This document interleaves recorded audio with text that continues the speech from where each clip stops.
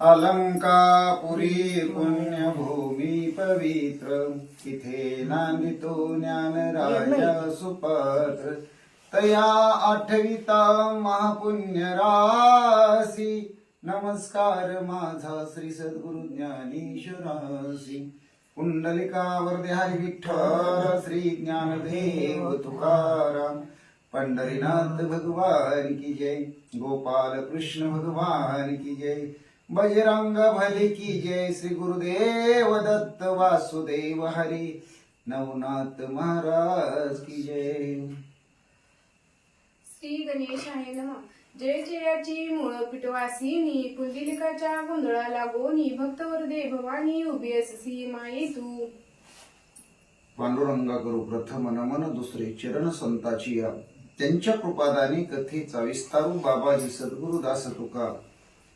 गणपती रायाला साष्टांग नमस्कार करून ग्रंथ करते दुसऱ्या अध्यायाच्या कथानकाला सेवेला सुरुवात करतात.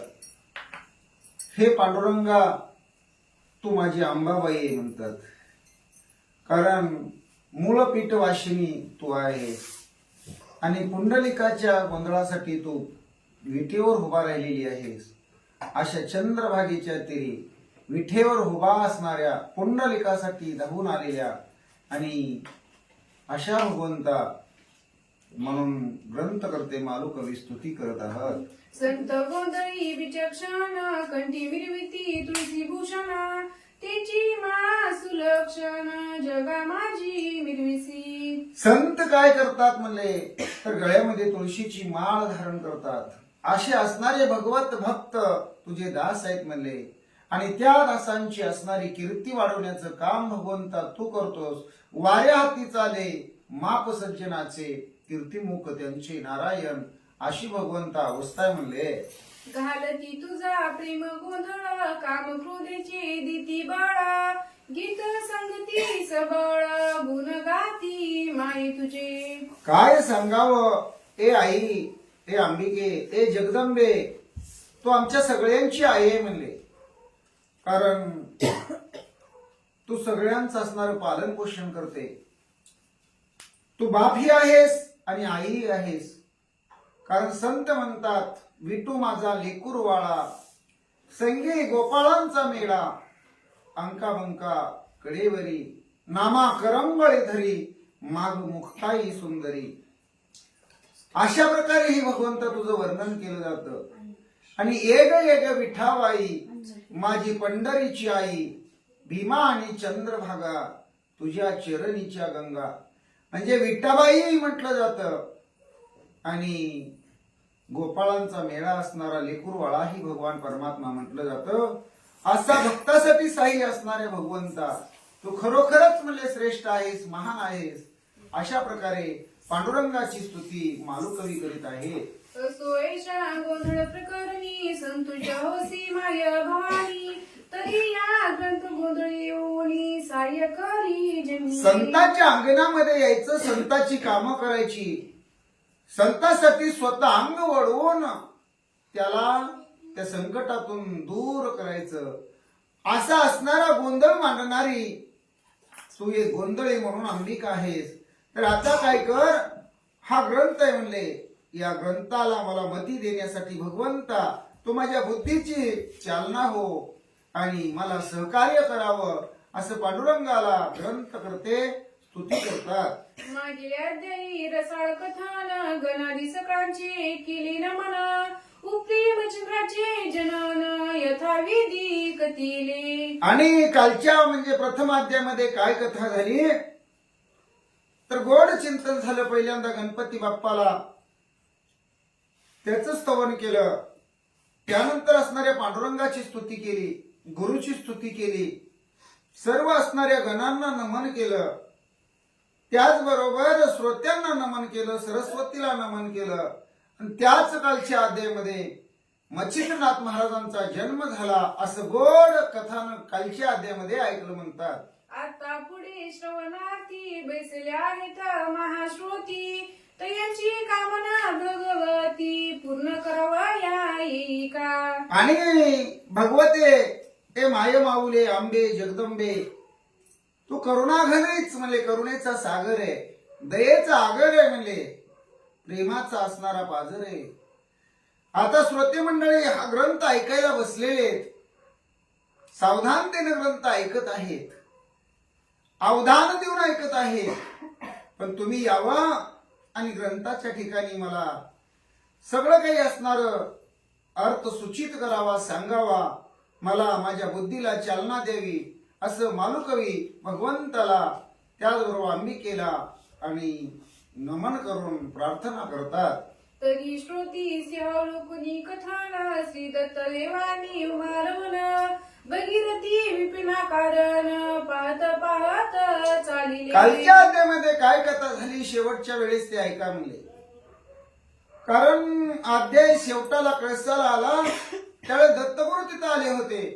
दत्तगुरु आणि शिवशंकर यांची भेट झाली होती आणि मच्छिंद्राचा उद्देश धरून ते असणार जंगल ते विपिन हिंडत हिंडत म्हणले जिथं मच्छिंद्रनाथ महाराज तप करत आहेत त्या दिशेनं ते दोघे येत होते.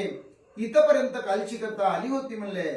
जैसे फलानिमित्त पक्षी फिरत राहती वृक्ष वृक्षी त्याची न्याये उभय पक्षी गमन करीती ती राहते. ज्याप्रमाणे सकाळी दिवस उगवल्यानंतर पशु पक्षी पाखरं आपलं घरटं सोडतात म्हणले आणि चारा आणण्यासाठी ह्या देशाला त्या देशाला इकडच्या रानामध्ये तिकडच्या रानामध्ये जातात, चारा शोधतात, आपली भूक भागवतात, येताना चोचीमध्ये लहान पिलासाठी चारा घेऊन येतात. अशा प्रकारची असणारी अवस्था जशी त्या पक्ष्यांची असते म्हणले तसं सहज चालती विपिन वाटी तो मच्छिंद्र देखिला त्याने दृष्टी बाळतनु पाठपोटी अस्तित्वाच्या उरल्या. आता शिवशंकर भगवान परमात्मा आणि दत्त गुरु भगवान परमात्मा दोघं जोडीने येत आहेत. एवढ्यामध्ये त्यांची स्वारी कुठं आलेली आहे, जिथं मच्छिंद्र महाराज तप करत आहेत त्या तपाच्या ठिकाणी तिथं आलेले आहेत आणि त्यांच्या दृष्टीला मच्छिंद्र महाराज त्यांनी पाहिलेले आहेत म्हणले. जटा पिंगट नखे जन्मट कंटकारी पादाभुष्ट कार्पासमये झाली दृष्ट त्वचाली पटली अस्तिसी. त्या असणाऱ्या म्हणले अंगाचं कातडं हाडाला चिकटलेलं आहे, केसाच्या असणाऱ्या जटा झालेल्या आहेत, पोट पाठीला चिकटलेलं आहे आणि एवढंच नाही म्हणले तर असणारी म्हणले नखाची जळमट झालेली आहेत. अशा प्रकारच्या अवस्थेमध्ये तप करणारे मच्छिंद्रनाथ ह्या दत्तगुरूंनी आणि भगवान श्री शिवशंकरांनी पाहिलेले आहे म्हणले. सर्वांगी शिराट टळाट दिसती अवनी नाम पाठ ध्वनी मात्रा शब्द उठे चलन वलन नैनांचे. काय सांगावं म्हणले, फक्त श्वासोच्छवास चालू आहे म्हणले, मुखामध्ये मंत्रावळी चालू आहे आणि अशा अवस्थेत 12 वर्षासाठी तप आरंभलेले मच्छिंद्र महाराज दत्तगुरूंनी पाहिलेले आहे. ऐसा पाहुनी तपोजेटी विस्मय करीती आपुले पोटी म्हणती ऋषी कलिपाटी तपिने नो कोणीच. आता मच्छिंद्रनाथ महाराजांचं तप पाहिलं आणि खरोखर दोघेही असणारे दत्तगुरूही आणि शंकर भगवानही आश्चर्यचकित झाले. तोंडात बोट घालू लागले. असा तप करणारा, एवढा कडक तप आचरण करणारा असा पृथ्वी तलावर दुसरा होणार नाही म्हटले. आहो विश्वमित्र प्रकरणी दिसतो तपी हा मुकुटमणी तपात कामना अंतकर्णी करणी कोण यात. अहो जसं विश्वामित्रानं 60,000 वर्ष तप केलं होतं आणि खरोखर सर्वश्रेष्ठ तपामध्ये विश्वामित्राचं तप म्हटलं जातं. कारण का म्हटलं जातं म्हणजे तर 60,000 वर्ष तप केलं, पण कसं केलं तर त्या लोखंडाचे हरभरे होते म्हणजे लोखंडाची चरी होते. अन्न भूक लागली की एक लोखंडाचा चणा खायचा. आता ते लोखंडाचा चणा काय चावतोय का म्हणले, ते पोटात काय जिरतोय का म्हणले, पण असं एवढी कडक तपश्चर्या केली की एक एक लोखंडाचा चणा खाऊन विश्वामित्रांनी 60,000 वर्ष तपश्चर्या केली. आणि अशीच कडक तपश्चर्या आता मच्छिंद्रनाथानं 12 वर्षाची केलेली आहे. दत्तगुरूंनी आणि शिवशंकर भगवंतांनी पाहिलेलं आहे. मग दत्तासी म्हणे अदिनाथ मी स्थिरता राहतो मैयेत तुम्ही जाऊनी का म्हणेत विचाराने तयाते. आणि मग त्यावेळेस भगवान असणारे शिवशंकर दत्तगुरु एकामेकाला बोलतात. शिवशंकराला दत्तगुरु म्हणतात, मच्छिंद्रनाथाची काय इच्छा आहे, तुम्ही तेवढी त्याच्याकडून काढून घ्या, बोला काय म्हणतोय पहा म्हणले. कवनार्थी कैसा भाव उचंबळाला काम नर्व, तरी लिप्सीचा समोर ठाव, काय तोही पहावा. आणि त्याचं काय भूमिका आहे, काय भावना आहे, कुठेपर्यंत त्याची अवस्था पोहोचलेली आहे, याचीही तुम्ही चौकशी करावी. आणि हा कुठल्या अवस्थेपर्यंत आलेला आहे, त्याच्या मनाच्या ठिकाणची इच्छा काय आहे, भाव काय आहे, भूमिका काय आहे, त्याचं काय म्हणणं आहे, हेही ऐकून घ्यावं म्हटले. येऊनी त्या परी त्रिनंदन, शिवन सुधिका सुडाळ रत्न, श्रवण फुटी स्वीकारून तया पासी पातला. आणि मग एवढ्यामध्येच लगेचच ताबडतोब तीन देवांचा अवतार असणारे दत्तगुरु मच्छिंद्रनाथाच्या जवळ आले. काय बोलू लागले.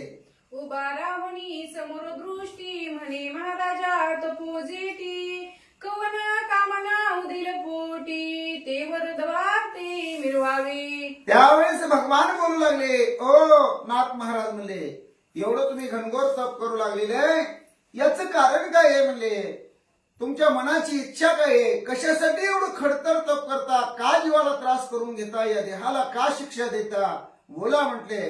ऐसे वरदाची वागवट, मच्छिंद्र श्रवण करिता झगट, नम्र भाव धुर्नी प्रकट, तया लागी बोलतसे. ज्यावेळेस असं कोणीतरी आपल्याला विचारत आहे, महाराज तुमची काय भूमिका आहे, काय इच्छा आहे, बोला ना म्हटले.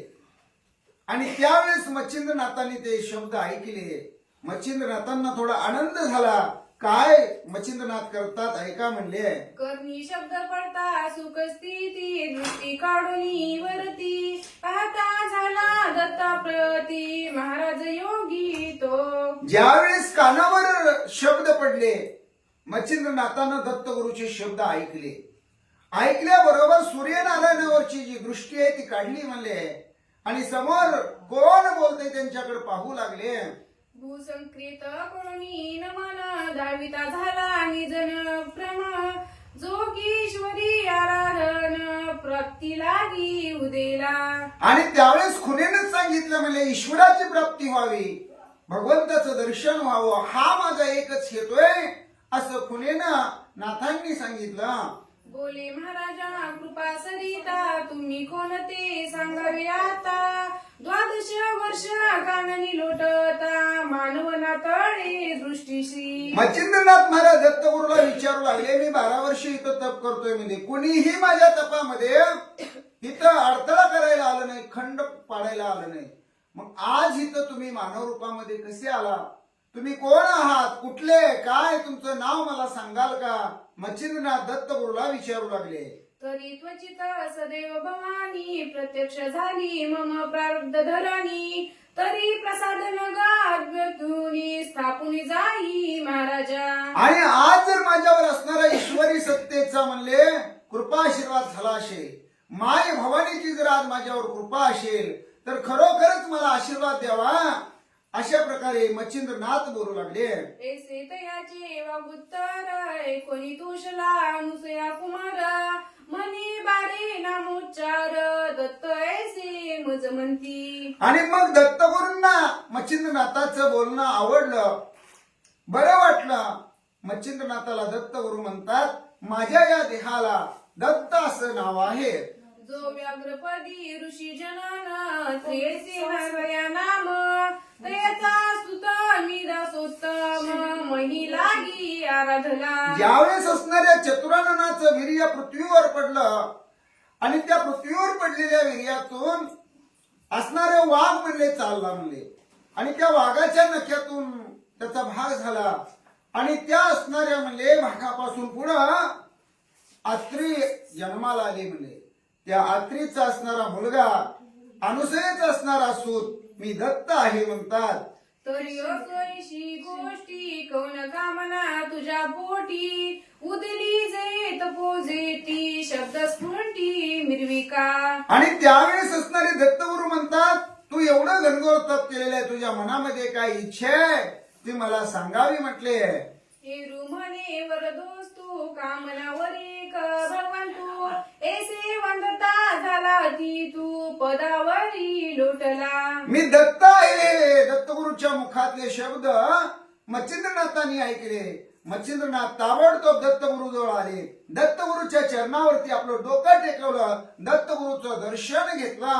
जैसी सासुऱ्या बाळा साता उजट दृष्टी पडे माता हंबरडोनी धावणी येता ग्रीवी मिठी घालीत एकांती असणारी म्हणले मुलगी, तिचं नवीन लग्न झालेले आहे, सासरमध्ये नांदत आहे म्हणले, आणि बराच दिवस झालं माहेरचं कोणच आलेलं नाही म्हणले. आणि अचानक काय झालं तर तिच्या माहेरनं तिची आई आलेली तिनं पाहिलं. तिला जसा आनंद होतो म्हणले, ती धावत जाते, आईच्या गळ्यात कडकडून मिठी मारते म्हणले. आणि तिला जेवढा आनंद होतो असं दत्तगुरूच्या असणाऱ्या चरणाचं दर्शन घेताना मच्छिंद्र महाराजांना आनंद झालेला म्हणजे. किंवा उजट अवस्था भेटता गाय मग प्रेम लोटी चित्त सदैवा तेने परी मच्छिंद्र मोहे पदावरी लोटला तो. दत्तगुरू भेटायला आलेत म्हटल्यानंतर एवढा मच्छिंद्रनाथांना आनंद झाला. एकांदी असणारी गाय आणि वासरू यांच्यामध्ये अंतर पडावं, यांची ताटातूट व्हावी आणि पुन्हा गाय वासराची भेट व्हावी. त्या असणाऱ्या वासराला काय वाटतं, गाईला किती आनंद होतो. आणि त्या दोघांची असणारी भेट एक अविस्मरणीय भेट असते म्हणजे. अशाच प्रकारची अवस्था मच्छिंद्रनाथाच्या मनामध्ये मोह निर्माण होऊन दत्तगुरूचं दर्शन घेताना झालेले म्हणले. 12 वर्ष तपाचे श्राम ते आजी फळले मानुनी उत्तम सांडुनी सकळा फुलाने पदावरी लोटला तो. 12 वर्षी मच्छिंद्र महाराज तप करत होते, पण ते तप करण्याचं जे कष्ट होतं, शरीराला काही त्रास झाला असेल, ते सगळंच विसरून गेले म्हणजे पाप ताप दैन्य जाय उठा उठी झाली या भेटी हरिदासांची. आणि अशा प्रकारे हरीचे दास संत महंत साधू महात्मे भेटले तर हे पाप ताप दैन्य काहीच शिल्लक राहत नाही म्हणले. आता तर इथं दत्तगुरू भेटलेले आहेत, मग दत्तगुरूच्या चरणावरती मच्छिंद्रनाथांनी मिठी मारलेली आहे. परी तपश्रमाचे बहुत क्लेश होय गैवरले दुःखलेश नित्रीचे जरे विशेष पदावरी लोटले ते.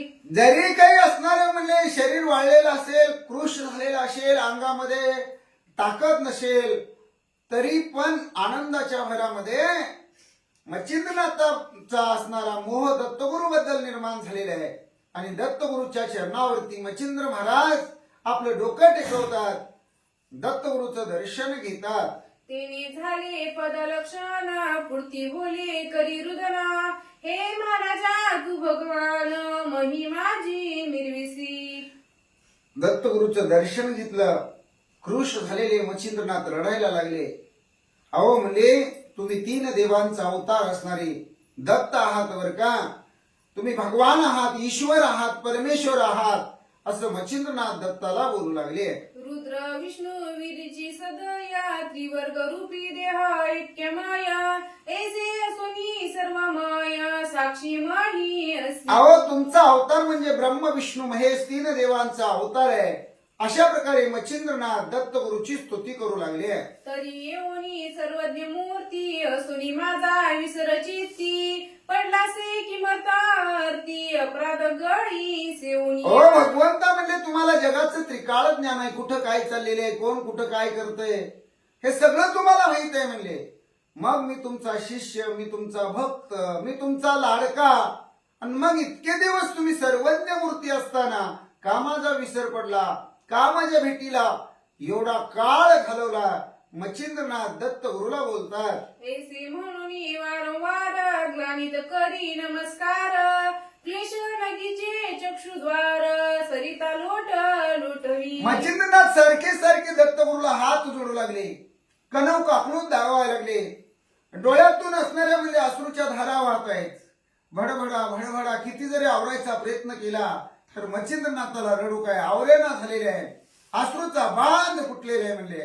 तरी तो अत्यंत शांत दाता म्हणे बाहे न करी चिंता प्रारब्धाची सरिता ओगवगी रक्ताची. त्यावेळेस दत्तगुरू म्हणतात, हे बालका पाडसा, मच्छिंद्रनाथा तू काही काळजी करू नको म्हणले. अरे एकमेकांच्या भेटी होणं हे काही तुमच्या आमच्या हातात नसतं म्हणले. सटवीचा लेका आणि ब्रह्मदेवाचा चुका कुणाला चुकत नाही. जी असणाऱ्या जन्मल्यानंतर 5व्या दिवशी सटवी येते म्हणे आणि आपल्या कपाळावर अक्षर लिहून जाते आणि ती अक्षर कधी खोटी ठरत नाही. असं जे घडतं म्हणले ते प्रारब्ध म्हणतात म्हणले, त्याला नशीब म्हणतात. आणि एकमेकाची भेट व्हायची असेल तर नशीब लागतं म्हणले, प्रारब्ध लागतं. नशिबाशिवाय काही घडत नाही म्हणले. मग वरद हस्ते स्पर्शनी मोळी कर्ण ओपिते मंत्रावाळी तेनी अज्ञान दशा काजळी फिटून गेली तत्काळ. आता मच्छिंद्र महाराजांची अवस्थाच उच्च कोटीची आहे. कारण पोटामध्ये आईच्या असताना त्यांना मंत्र मिळालेले आहे. पण आता गुरुच्या मुखातून तो मंत्र प्राप्त होणार आहे. दत्त गुरुनी काय केलं, आशीर्वादी हात मच्छिंद्रनाथाच्या डोक्यावर ठेवला, जवळ घेतला, आपल्या कानामध्ये असणारी मंत्रावळी फुकली. रामकृष्ण हरी गुरुदेव दत्त वासुदेव हरीचा मंत्र सांगितला. पाठीवरी आशीर्वादी हात ठेवला दत्त गुरुनी. जैसे महात्म्या भारती उदय दृष्टी करिता गवस्ती मग अंधकाराची व्याप्ती फिटून जाय तत्काळ. अहो ज्यावेळेस असणारा सूर्य उगवतो म्हणले त्यावेळेस अंधार राहतो का म्हणले. कसली आमोशाची रात्र असू द्या, काळा कुठं अंधार असू द्या म्हणले. अहो जवळच दिसत नसते रात्री, पण सूर्य उगवल्यानंतर तो अंधार कुठं जातो म्हणले. म्हणजे सूर्य उगवला म्हटलं की रात्र संपून जाते, अंधार नाहीसा होतो. तशा प्रकारे आपलं जे अज्ञान काही असेल म्हणले ते अज्ञान, त्या अज्ञानाचा अंधकार हे दत्तगुरूची भेटी झाली आणि मच्छिंद्रनाथाच्या त्या देहातून तो अज्ञानाचा अंधकार नाहीसा झाला म्हटले. देवी दत्त वरद घाना ओळते गेले सकळ अज्ञान मग चराचर सकळ जीवन जैसे हे लावले दृष्टीसी. आणि त्यांची अवस्था काय झाली, देवा आता ऐसा करी उपकार देहाचा विसर पाडी मग तरीच हा जीव सुख पावेल माझा बरे केशीराजा पळू आले. कारण विषयी विसर पडला निशेष अंगी ब्रह्मरस ठसावला माझी मज झाली अनावर वाचा छंद या नामाचा घेतला असे. भगवंता तुझ्या नामाचा मी छंद घेतलेला आहे. अशी अवस्था मच्छिंद्रनाथाची झालेली आहे. आणि नामाचा छंद घेतल्यामुळं सगळे असणारे काम क्रोध मद मत्सर दंभ अहंकार हे सगळे नाहीसे झालेले आहेत. अज्ञान संपून गेलेले आहे आणि ज्ञानवान अशा प्रकारची अवस्था मच्छिंद्रनाथाची झालेली आहे. समोर देव आहेत, आपण देवरूप झालेले आहे आणि सगळं जग तसं देवरूप आहे. ईश्वर सगळ्या गोष्टीमध्ये अणु अणुमध्ये भगवान परमात्मा आहे. सगळ्या रेणू रेणूमध्ये भगवान परमात्मा आहे. कुठं देव नाही अशी एकही जागा नाही. याच ज्ञान मच्छिंद्रनाथांना झालं. जळी स्थळी काष्टी पाशाणी भरवणी राहिला चक्रपाणी अशी अवस्था मच्छिंद्र महाराजांची दत्तगुरूच्या आशीर्वादानं झाली म्हटले. नाटवे काही तुझे पण झाले क्या ब्रह्म संतान जैसे उद्भवी सरिता जीवन जीवना जीवन समदिसे. काय सांगावं म्हणजे पाण्याचे दोन प्रवाह असावे, एक इकडून येत असावा एक इकडून येत असावा आणि दोन्ही प्रवाह एका ठिकाणी मिळावे म्हणले आणि मग दोन्ही एक होऊन वाहावे म्हणले. मग इकडचं पाणी कुठलं तिकडचं पाणी कुठलं ओळखू येतं का म्हणले, नाही ओळखू येत. तसं शिष्य आणि गुरु, त्या गुरुने काय केलं तर तात्काळ त्यांना आपल्यासारखं केलं. कारण वेळच लागू देत नसतात. तात्काळ करते आपणा सारिखे अशा प्रकारची अवस्था दत्तगुरूंनी मच्छिंद्रनाथाची केली म्हणतात. ऐसी झाली जीवन समदृष्टी यात्रे धरिता झाला पोटी मने भारे योग दृजटी इंद्रावर कोटे तो सांग. आणि असो अशा प्रकारे आणि दत्तगुरूंनी त्या असणाऱ्या मच्छिंद्रनाथाला आपल्या हृदयाशी कवटाळून धरलं. एरू म्हणे जी ताता ईश्वर वाचुनी नसे वार्ता जळी स्थळी काष्टीमयी पर्वता ईश्वर नांदे सर्वस्वी. आता गुरुनी असणार सगळे काही दीक्षा दिली. दत्तगुरूंनी आशीर्वादी हात पाठीवर ठेवला, डोक्यावर आशीर्वाद दिला, कानामध्ये मंत्रावळी सांगितली आणि मग दत्तगुरूंनी कडकडून मिठी मारली. त्याला सांगितलं, मच्छिंद्रनाथाला विचारलं नाथा म्हणले तुम्हाला देवाचं काही ज्ञान झालं का हो म्हणले. आता सांगा म्हणले लक्ष्मीचा पती कुठे आहे म्हणले भगवान परमात्मा. त्या आधी विष्णूचा अवतार तुम्हाला काही समजतोय का. त्यावेळेस मच्छिंद्रनाथ म्हणतात अहो सगळीकडे देव आहे. देव येथे रे देव तेथे रे हरी वाचोनी ठाव नाही रीता रे हरी आला रे अवघा परमानंद झाला रे. अहो सगळीकडे देव आहे. मागे उभा मंगेश पुढे उभा मंगेश अशी अवस्था आहे म्हणतात. ऐसे कोणी अवतार देवा तुकावी त्रिकुमार मग सदिशचे धरुणी कर चालता झाला महाराज तो. आणि अशा प्रकारचं शब्द शिष्याच्या म्हणजे मच्छिंद्रनाथाच्या मुखातून दत्तगुरूंनी ऐकलं. दत्तगुरूच्या लक्षात आलं की ब्रह्मपरायण अवस्थेला मच्छिंद्रनाथ महाराज पोहोचलेले आहेत. अनाथाचं सनात झालेले आहेत आणि सनातन अवस्थेला मच्छिंद्र महाराज पोहोचलेले आहेत. मच्छिंद्रनाथाच्या हाताला धरलं आणि दत्तगुरु मच्छिंद्रनाथाला बरोबर घेऊन चालू लागले म्हणतात. सहज चालता झाली नेटी आले अधिनाथ प्रेम सृष्टी मचिंद्र मधुक मळ धाटी पदावरी वाहतसे. जिथं शिवशंकर भगवान थांबले होते तिथं दत्तगुरु मच्छिंद्रनाथाला घेऊन आले. मच्छिंद्रनाथाने पुढं शिवशंकराला पाहिलं आणि शिवशंकराच्या चरणाचं ही दर्शन मच्छिंद्रनाथांनी घेतलं. शिवे पाहुणी मंद देही म्हणे हा पूर्वी नारायण कवी मग प्रेम सरिताच्या लोट प्रवाही धरिला हृदयी तत्काळ. आणि ते शरीर पुरुष झालेलं होतं मच्छिंद्रनाथाचं. चालताना थोडं पाय अडकत होतं, तोल जात होता, थोडी चाचरल्यागत अवस्था होत होती. 12 वर्ष तप केलेलं होतं बिगर अन्न पाण्याचं. तरी पण महादेवानी मच्छिंद्रनाथाला जवळ घेतलं, कडकडून मिठी मारली, दृढ आलिंगन दिलं. मग त्रिवर्ग योनी त्या स्थानी दत्तासी म्हणे पंचमूर्धानी त्या शिष्याती अभ्यासोनी सकळ सिद्धी मिरविका. आता तिथं 3 जण आहेत म्हणजे शिवशंकर भगवान, दत्तगुरु आणि मच्छिंद्रनाथ. शिवशंकर म्हणतात दत्तगुरु आता तुम्हाला मी परत एकदा सांगतो म्हणजे या मच्छिंद्रनाथाला सगळा नाथपंथाचा अभ्यास तुम्ही देऊन टाका, शिकवा म्हणले. जे वेद करण्याचे निज सार जे सर्वोपचार कराचे गुहागर सगळा सिद्धीचे अर्थ माहेर निवेदितो महाराजा. आणि ओ दत्तगुरु म्हणले सर्व नवनाथ पंथाची जी असणारी विद्या आहे म्हणले अस्त्र असतील, मंत्र असतील, तंत्र असतील, त्याचबरोबर 4 वेद, 6 शास्त्र, 18 पुराण, 14 विद्या, 64 कला ह्या सगळ्यांचं असणारं ज्ञान तुम्ही मच्छिंद्रनाथाला द्या म्हणले. आणि मच्छिंद्रनाथाला सर्व विद्येमध्ये तुम्ही पारंगत करा बर का. शिवशंकर भगवान दत्तगुरुला बजावतात. चारण मारण उच्चाटन शापदापी निवारण शारदापी अस्त्रादी निर्वण मंत्र शक्ती त्यावर त्या.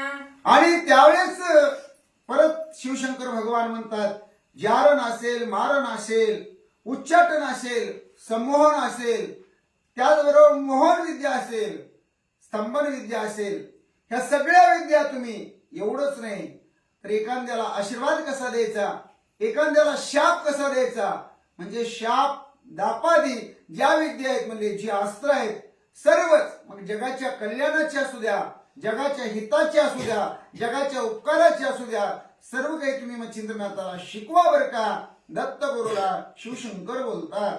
जो जैसा कर्म विजय पाटा होती देवतेवरती भेटा वंश वरदा वाक्य पाठ मस्तकी स्थापोनी जाताती. आणि ज्यावेळेस म्हणजे असणाऱ्या मच्छिंद्रनाथाचा एक एक असणारं कवित्व होतंय, एक एक असणारं मंत्र स्फुरण होतंय. ज्या असणाऱ्या दैवताचं नाव तिथं निघेल ते दैवत येते म्हणले. आणि ते दैवत येऊन त्या असणाऱ्या म्हणले मच्छिंद्रनाथाला वरद देऊन आशीर्वाद देऊन परत जातात म्हणले. एवढी कृपा शिवशंकराच्या आणि दत्तगुरूच्या सानिध्यामुळं मच्छिंद्रनाथावर होत आहे म्हणले. वरुण आदित्य सोमस्वामी भौम शद्राकी यमदामी शिवा शक्ती कामतरणी वर देऊनी उठविले. मग तिथं सगळेच देव येऊ लागले म्हणले. वरुण असू द्या, अश्विनी कुबेर असू द्या, चंद्र असू द्या, सूर्य असू द्या, बुध असू द्या, गुरु असू द्या, शुक्र असू द्या, शनी असू द्या, मंगळ असू द्या, सोम असू द्या, राहू असू द्या, केतू असू द्या, सगळेच यायला लागले आणि मच्छिंद्रनाथाला आशीर्वाद देऊन जाऊ लागले.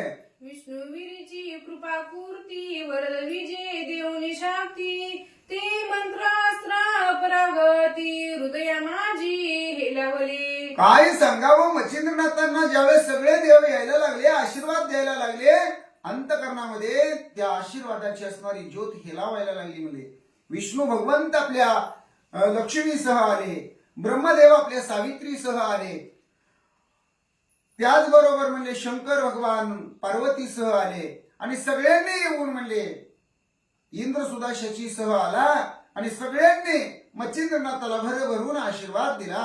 असो सदितीचे मंद्राचळ उगवून बाळ क्षण मात्र विचुनी केल्यास बळ सिद्ध तरानी जेवता.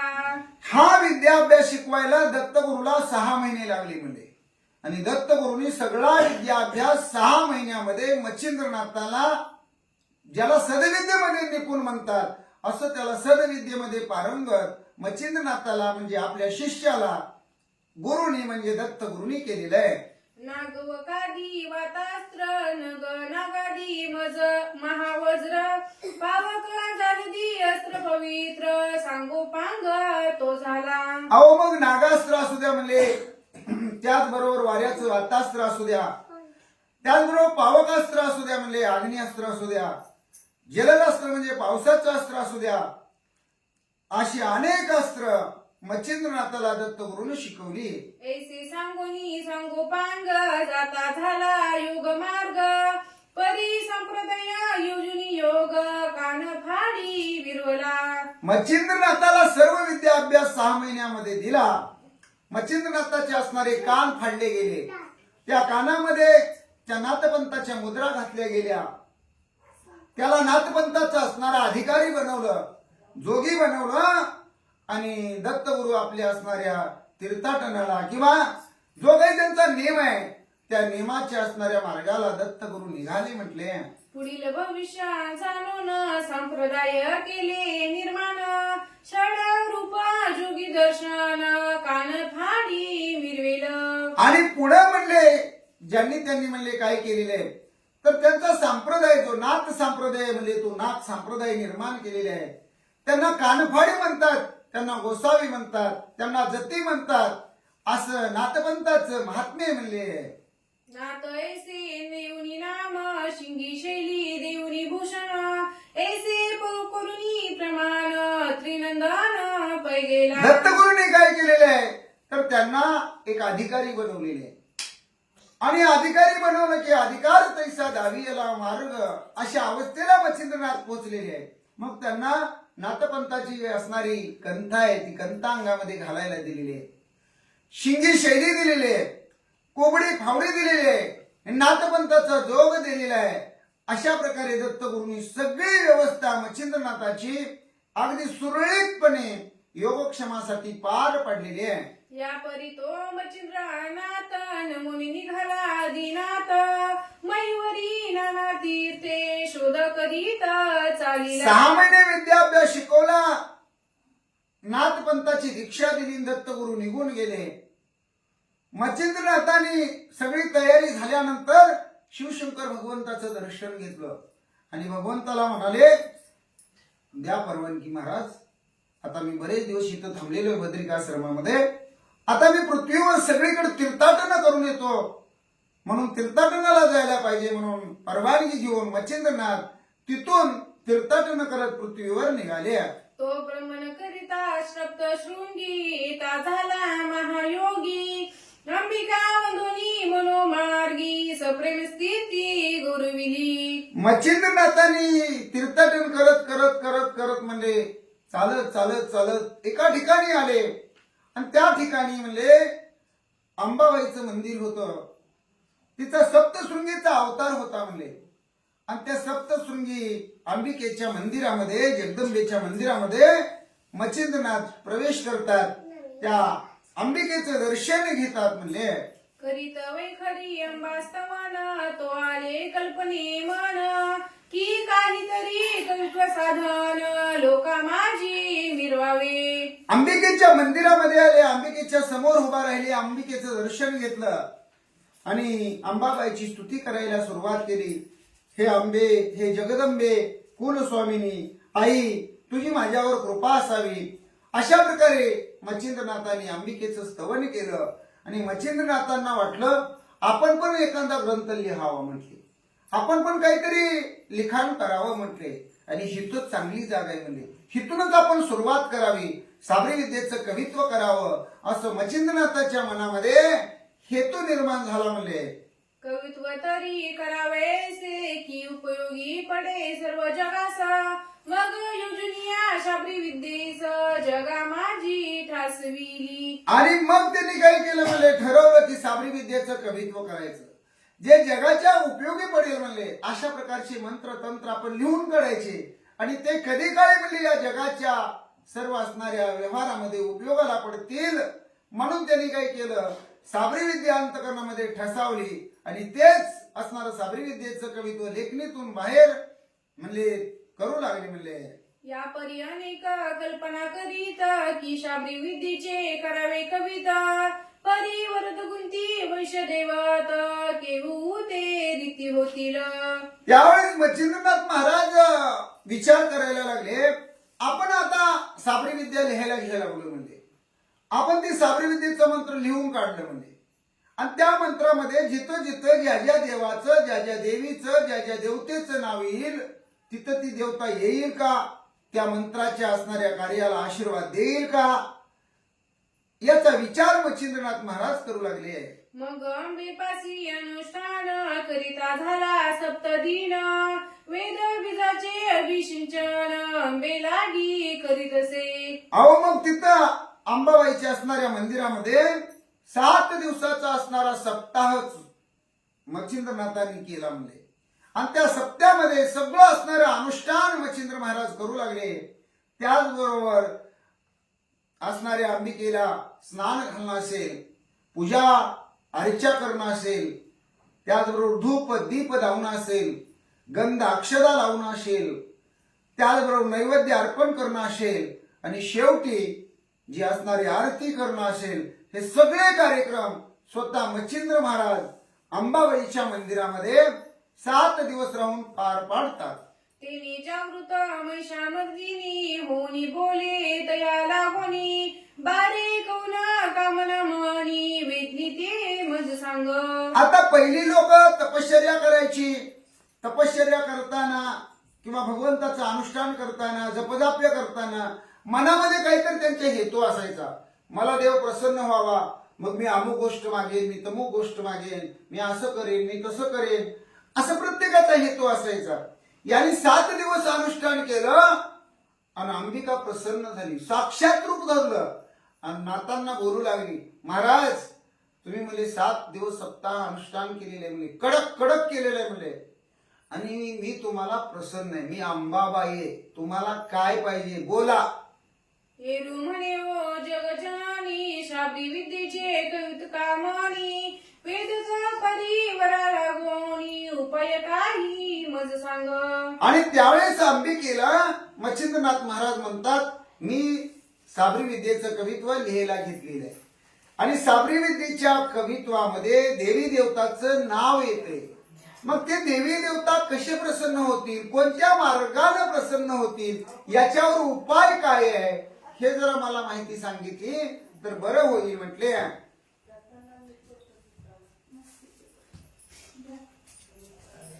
श्री गणेशाय नमः. उपरे ओले चंडिका भवानी पुरीचे विद्येचे कवित्व कानमानी. वेद परिवर लागोनी उपाय काही मला सांगा.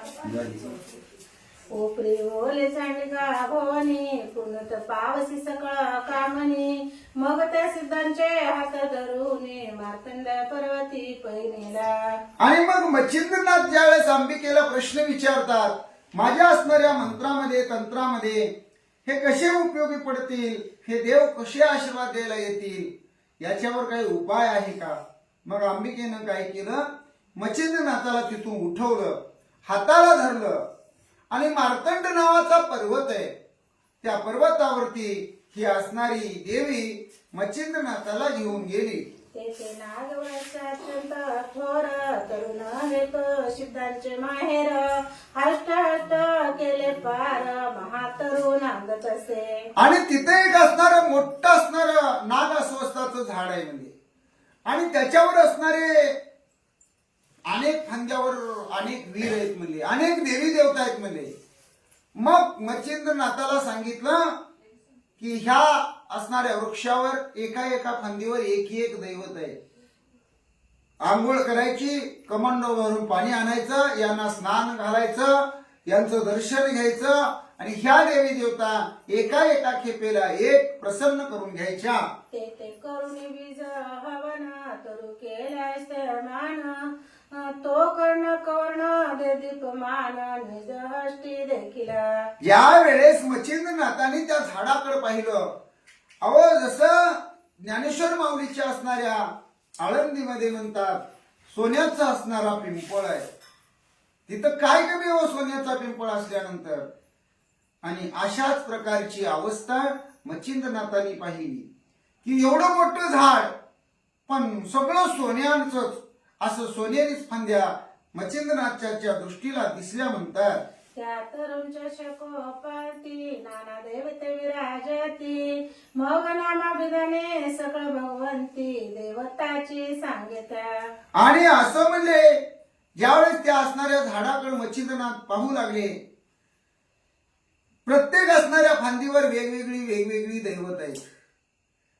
त्या दैवताची नाव, कोणत्या फांदीवर कोणतं दैवत आहे याची माहिती अंबाबाई स्वतः मच्छिंद्रनाथाला देऊ लागली म्हणतात. ती दैवते धुरंधर बाहुना वीर मूर्तिमंत असती तरुवर नारसी काळे कामई पशुर मंद छोटिंगी वीरभद्र.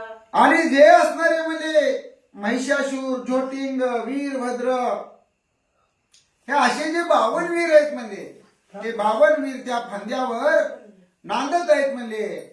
आणि अशा प्रकारची माहिती सप्तशृंगी देवी म्हणजे अंबिका मच्छिंद्रनाथाला सांगत आहे म्हणले. वेताळ मारुताय देश श्री कोंड दंडपाणी रामेश सूर्यनामी तेथे द्वादश मूर्तिमंत नांदत असे. जे 11 सूर्य आहेत म्हणले, त्याचबरोबर 8 वेताळ आहेत म्हणले, 11 रुद्र आहेत म्हणले, हनुमंतराय आहेत म्हणले. हे सगळे त्या झाडावर एका एका फांदीवर नांदत आहेत म्हणले. पायरी जलदेवता श्री नाव कुमारी दंडतानंद नाव विमळ मंगळ ज्ञान प्रतीप लक्ष्मी आणि विख्यात. आणि ज्या असणाऱ्या म्हणले जलदेवता आहेत म्हणले, मग धनंद असेल, मंगळ असेल, विख्यात असेल, बाला असेल, बगला असेल, अशा ज्या कुमारिका दैवत आहेत म्हणले, ज्या आपण पाणी लागताना म्हणतो त्या जलदेवता असतात. आणि त्या जलदेवता ही त्या फांदीवर बसलेल्या त्याची माहिती आणि ही अंबाबाई मच्छिंद्रनाथाला देत आहे. या पुरी चंडा चामुंडा रंड कुंडा महालंडा अप्सरा जोगनी शंड वितंडा तरू भागी विराजल्या. आणि अनेक फांदीवरती शंकिनी, डंकिनी, यक्षिणी, रंडा, कुंडा, मंडा, चामुंडा, वितंडा, ह्या सगळ्या त्या फांदीवर एक फांदीवर आहेत म्हणजे. अशा असणाऱ्या सगळ्याच शंकिनी, डंकिनी त्याची माहिती आणि आपल्या खुणेनं बोटानं ही अंबाबाई मच्छिंद्रनाथाला देत आहे म्हणले. काळ व्याळ वीर भैरव भस्मकेते सिद्ध भैरव रुद्रेश्वरी गण भैरव अष्टभैरव. जे अष्टभैरव आहेत म्हणजे काळ भैरव, व्याळ भैरव, गण भैरव, सिद्ध भैरव, अशा प्रकारचे जे भैरव आहेत म्हणजे ते सगळेच भैरव त्या फांदीवर आहेत म्हणजे. आणि त्याची माहिती अंबाबाई देत आहे म्हणले. या पुढे शास्त्रास्त्रिया यामिनी दरी भूमी कुंचित भामिनी सात विजळा शुभानन वृषावरी असते. आणि मग भामिनी, यामिनी या अशा प्रकारच्या असणाऱ्या 7 जणी त्या असणाऱ्या म्हणजे वृक्षावरती आहेत म्हणले. आणि त्याची माहिती ही असणारी म्हणजे सप्तशृंगी मच्छिंद्रनाथाला सांगत आहे. या पुढे शंकिनी डंकिनी यक्षिणी त्या समवय असती 12 जणी अष्टसिद्धी मा प्रकरणी वृषावरी विराजल्या. त्या वृक्षावरती 8 असणाऱ्या सिद्धी पण आहेत म्हणजे. अनिमा आहे, गरिमा आहे, महिमा आहे, लगिमा आहे, ईशित्व आहे, वशित्व आहे, प्राप्ती आहे, प्राकाम्य आहे, अशा ज्या अष्टमहासिद्धी आहेत म्हणले त्या एका एका फांदीवर एक एक अशा बसलेल्या आहेत म्हणले. आणि त्याची माहिती सगळी मच्छिंद्रनाथाला सप्तशृंगी देवी आपल्या बोटानं करून देत आहे खुणावून. प्राप्ती प्रामकानी अनिमा गरिमा ऐश्वरी वरिष्ठ प्रतिमा महिमा एवम अष्ट सिद्धी नामा तरुवरी विराजल्या. अष्टसिद्धी समवेत 52 वीर सकळ दैवत तया तरुणचे शंकर व्यक्त करुनिया बैसले. आणि मग अष्टमहासिद्धी असतील, 52 वीर असतील, गणगंधर्व असतील, शंकिनी डंकिनी असतील, पाताळ देवता असतील, जलदेवता असतील, सगळे ते असणारे म्हणले नागस्वस्थाच्या झाडावर मार्तंड पर्वतावरती बसलेले आहेत. याची माहिती सप्तशृंगीनं या असणाऱ्या नाथांना दिलेली आहे. पायसे अष्टी पहिले सर्वही ते पाहती न बोलती काही यावर अंबिका करे काही निवेदुनी नायते. ज्यावेळेस मच्छिंद्रनाथाला सगळी माहिती सप्तशृंगी देवी देते पण ती दैवत मच्छिंद्रनाथाला काही बोलत नाहीत, चालत नाहीत. मग त्यावेळेस मच्छिंद्रनाथ महाराजाला सप्तशृंगी भगवती अंबाबाई काय सांगू लागलेली आहे ऐका म्हणतात. वारे ऋषी मूर्ख पर्वत स्थानी ब्रह्मगिरीच्या निकट वासनी आज अंजन पर्वत तयासी म्हणी नदी किंचित आहे वा. आणि त्यांनी सांगितलं ऋषीमुख पर्वत आहे म्हणले, त्याच्या जवळ म्हणजे ब्रह्मगिरी नावाचा पर्वत आहे. त्या ब्रह्मगिरी पर्वतातून एक नदी वाहते म्हणले आणि त्या असणाऱ्या नदीमध्ये स्नान करायचं. दक्षिणी योगी सरता जाता ते कंठी माकळे दैवता स्थाने असती जाणते ता भगवंत ती नामवे. आणि तिथेही असणारे म्हणले अनेक प्रकारची असणारी म्हणले दैवत आहेत म्हणले, त्या दैवताचीही असणारी नावं आणि या भगवतीनं सप्तशृंगीनं मच्छिंद्र महाराजांना सांगितलेली आहेत. तेथून पुढे दक्षिण पंथी संता पात्र जावे निभूती परिबाते ते श्रोते कुंडे असती ते भरित महाराजा. आणि मग तिथं जावं म्हणले आणि तिथं त्या नदी पात्राच्या कडलाच जी असणारी म्हणले पाण्याची कुंड निर्माण केलेली आहे. ती पाण्याची कुंड शोधत शोधत शोधत तिथं तुम्ही मच्छिंद्रनाथा जावं अशी सप्तशृंगी सांगू लागलेली आहे. तरी शुल्क वेळ कळवणे हाती एक एक सोडावी कुंडा प्राप्ती आयुष कुंडे कशती हस्ती समान आहेत. त्यावेळेस मच्छिंद्रनाथाला ती सप्तशृंगी अंबिका म्हणते ती कुंड 100 आहेत म्हणले. तिथं 100 कुंड पाण्यानं भरलेली आहेत म्हणले. मग काय करायचं, एक वाळून गेलेली वेल ती प्रत्येक कुंडामध्ये टाकत जायचं म्हणले. 100 कुंडामध्ये टाकून बघायचं म्हणले. ज्या कुंडामध्ये ती वेल हिरवी होईल परी तितके पूजन कोरडे वेली सकळ सरल्या परता पाहुली पाहता यावे ती वल्ले सकळ कुंडा माझारी. 100 कुंडामध्ये वाळली वेल टाकायची म्हणले. 100 तुकडं करायचं वाळल्या वेलीचं आणि त्या असणाऱ्या म्हणले कुंडामध्ये टाकायचं. कुंडामध्ये टाकलं परत पाठीमाघारी फिरायचं म्हणले आणि प्रत्येक असणाऱ्या कुंडाजवळ पाहत पाहत यायचं म्हणले. जया कुंडात संजनी वेल अष्टी गोचर बा होईल तया कुंडी स्ना वाहिल करुणी जीवन प्रवेशजे. आणि मग काय करायचं म्हणले, ज्या कुंडामध्ये हिरवी वेल दिसेल म्हणले, वाळलेली वेल हिरवी झालेली असेल म्हणले, त्यावेळेस त्याच कुंडामध्ये काय करायचं तर ते कुंड उष्ण पाण्याचं आहे म्हणले, त्याच्यामध्ये स्नान करायचं. ते जीवन प्रशिता निश्चित मूर्ती येईल एक मुहूर्त तो 12 नामी जपाव्या आदित मूर्छे माझी अस्तापे. बघा किती मंत्रतंत्र शिकायचे, ते सिद्धीला न्यायचे आवड असतं. माणसाला वाटतं बंगालने जादू शिकून आला पण ते जादू शिकायची पण तेवढी सोपी नाही. माणसाला वाटतं ते शिकल्यानंतर ह्याला सगळं येते बरं का, पण ते शिकायला फार अवघड असतं. ते देवी सांगू लागली त्या कुंडामध्ये आंघोळ करायची म्हणले, ज्या कुंडामध्ये वेल हिरवी झाली असेल आणि त्या कुंडामध्ये आंघोळ केली बाहेर निघालं म्हटलं की आपण शुद्धीवर राहत नाही म्हणले. मग आपल्याला चक्कर येणार म्हणले, आपण जमिनीवर पडणार म्हणले.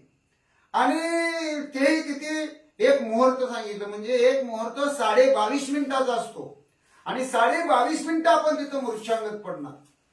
पण जरी मूर्छांगत पडलं, आपल्याला सगळं कार्य सिद्धीला न्यायचंय, मंत्र तंत्र आपले सिद्धीला गेले पाहिजेत. पण 12 नावं आहेत म्हणजे सूर्यनारायण बाप्पाची.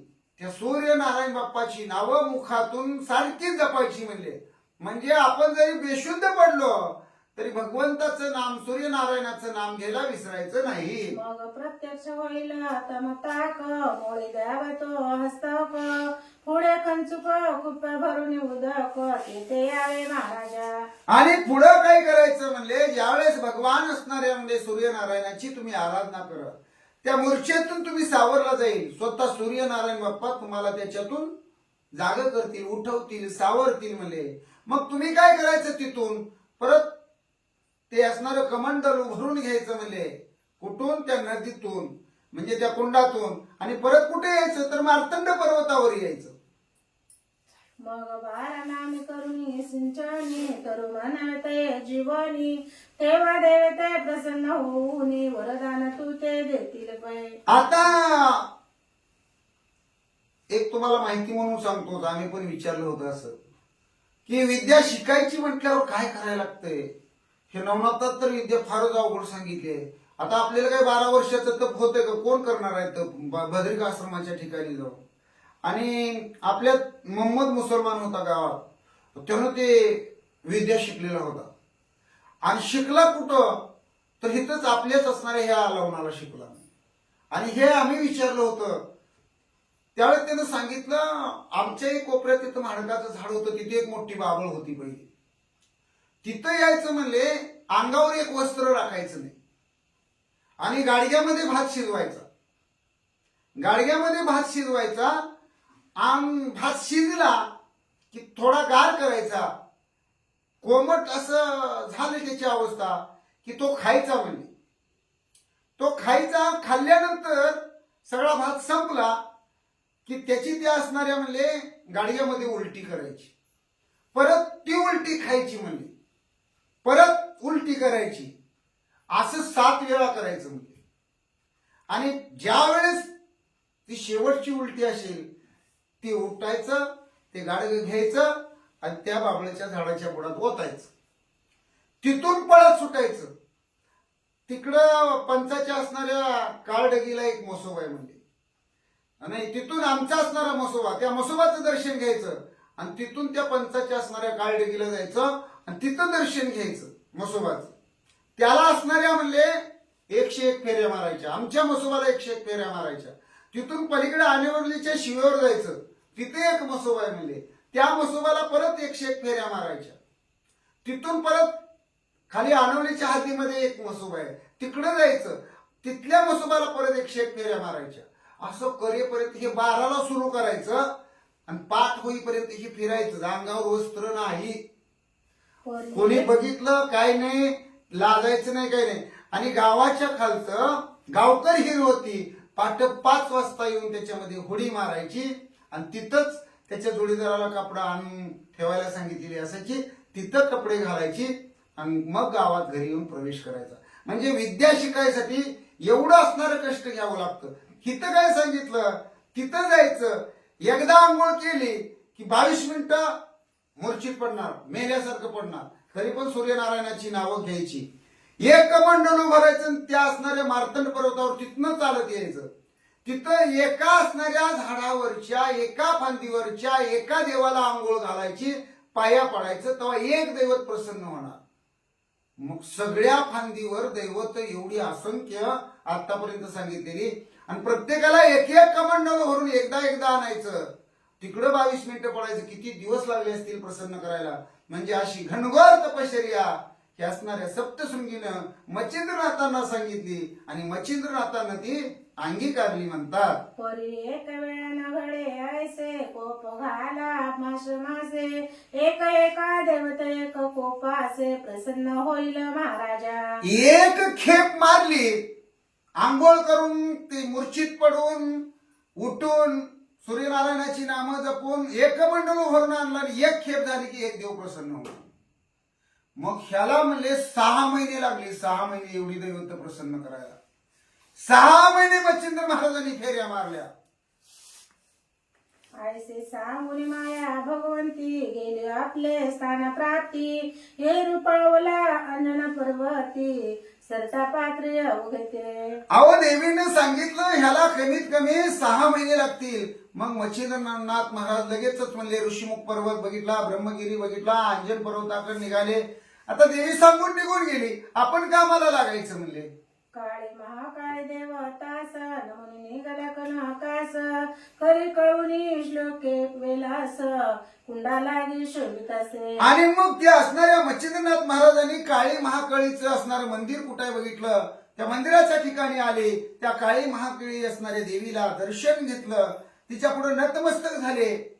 तिथून पुढं नदीच्या तीरानं निघाले. ती कुंड शोधत शोधत शोधत आले. येत असताना परत ती वेल आणायची. त्या वेलीला पण वाळलेली वेल असावी, तिचे 100 तुकडे व्हावे एवढी लांबती वेल असावी. अशी वेल हुडकत हुडकत त्या कुंडाच्या जवळ मच्छिंद्र महाराज पोचले. म्हणले एक शक्त कुंडे पाहून तितकाच शुल्क वेल स्थापून. पुन्हा पाये परतोन सगळं कुंडा माझारी. आता विद्या शिकायची आणि ती फळाला यायची म्हणल्यानंतर फार अवघड काम आहे.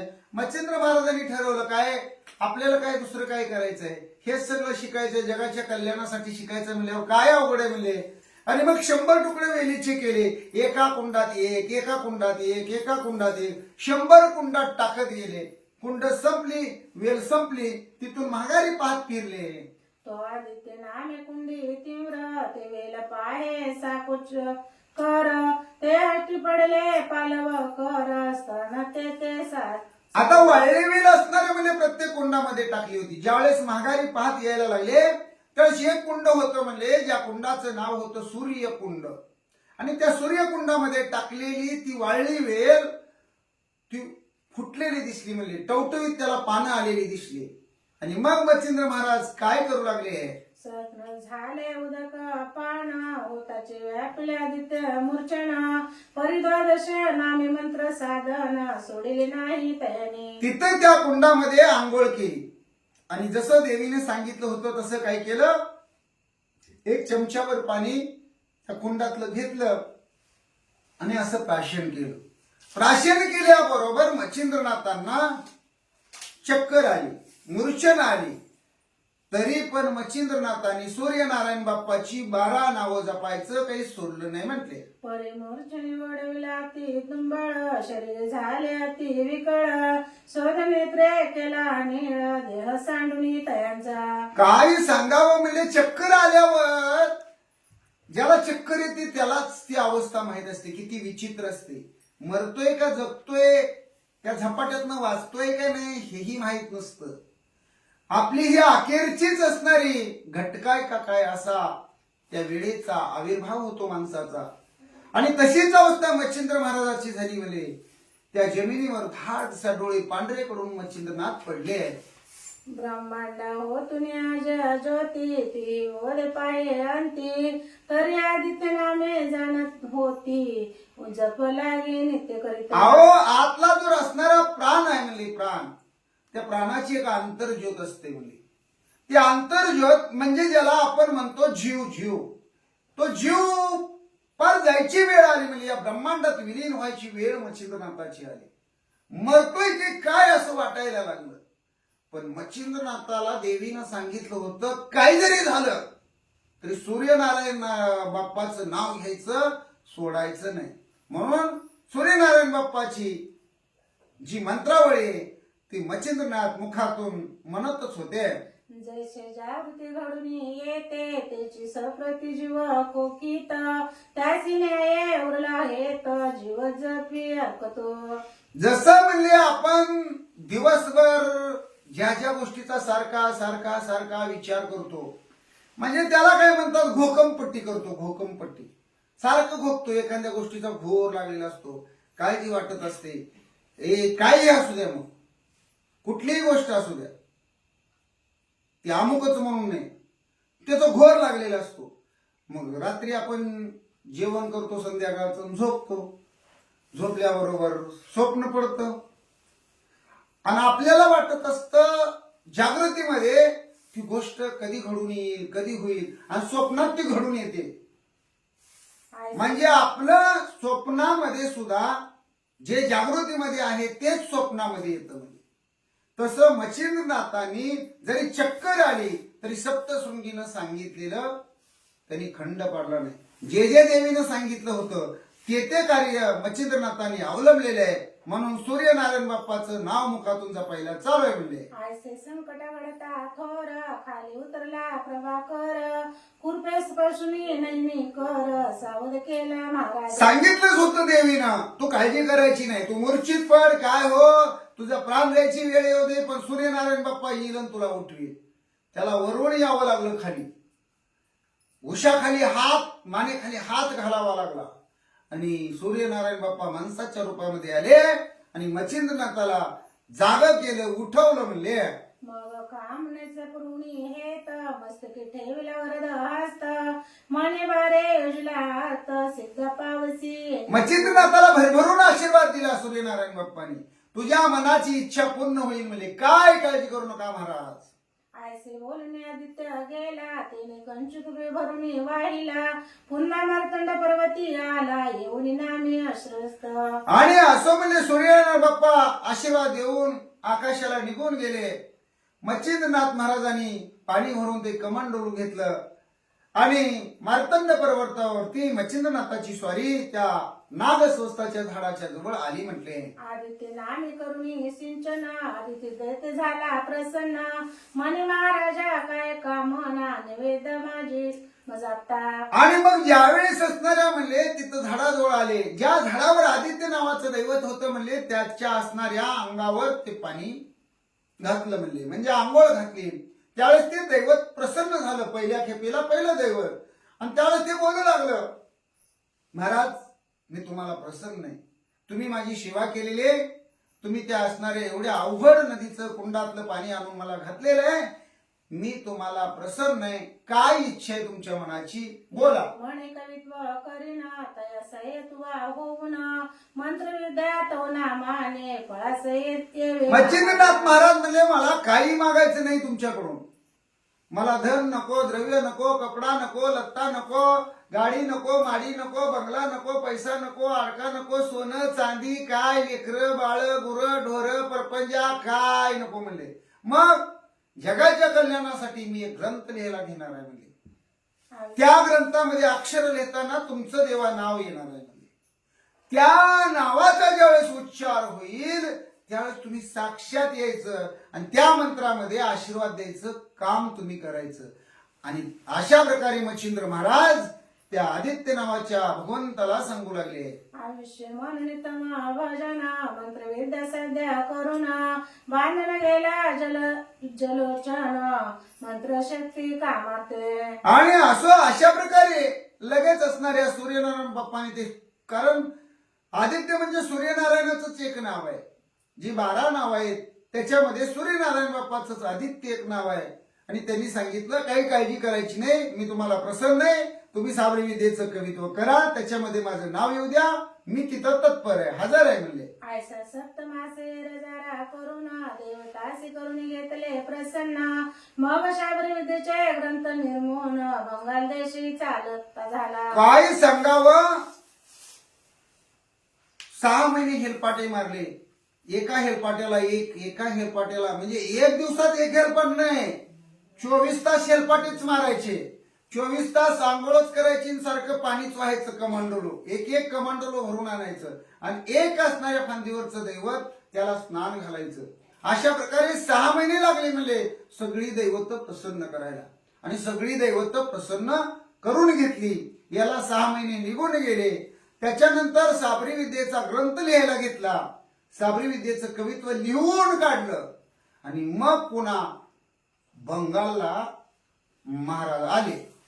सोळाशे रक्षा कथा बदला एक किनिगार ग्रंथ तेथे किनिगाराची स्थाने सर्वता सांगितले आहेत तशी. आणि त्यावेळेस मालुकवी म्हणतात हे काय माझ्या पदरचं नाही, मी काय असं मी इकडचं तिकडचं काही सांगणार नाही. म्हणजे मग मी काय करणार आहे, गोरक्षाचा जो असणारा किमियागार ग्रंथ आहे म्हणजे त्या किमियागार ग्रंथामध्ये गोरक्ष महाराजांनी जे संस्कृत मध्ये लिहून ठेवलेले आहे ते मी मराठीत करून फक्त तुम्हाला सांगतोय म्हणले.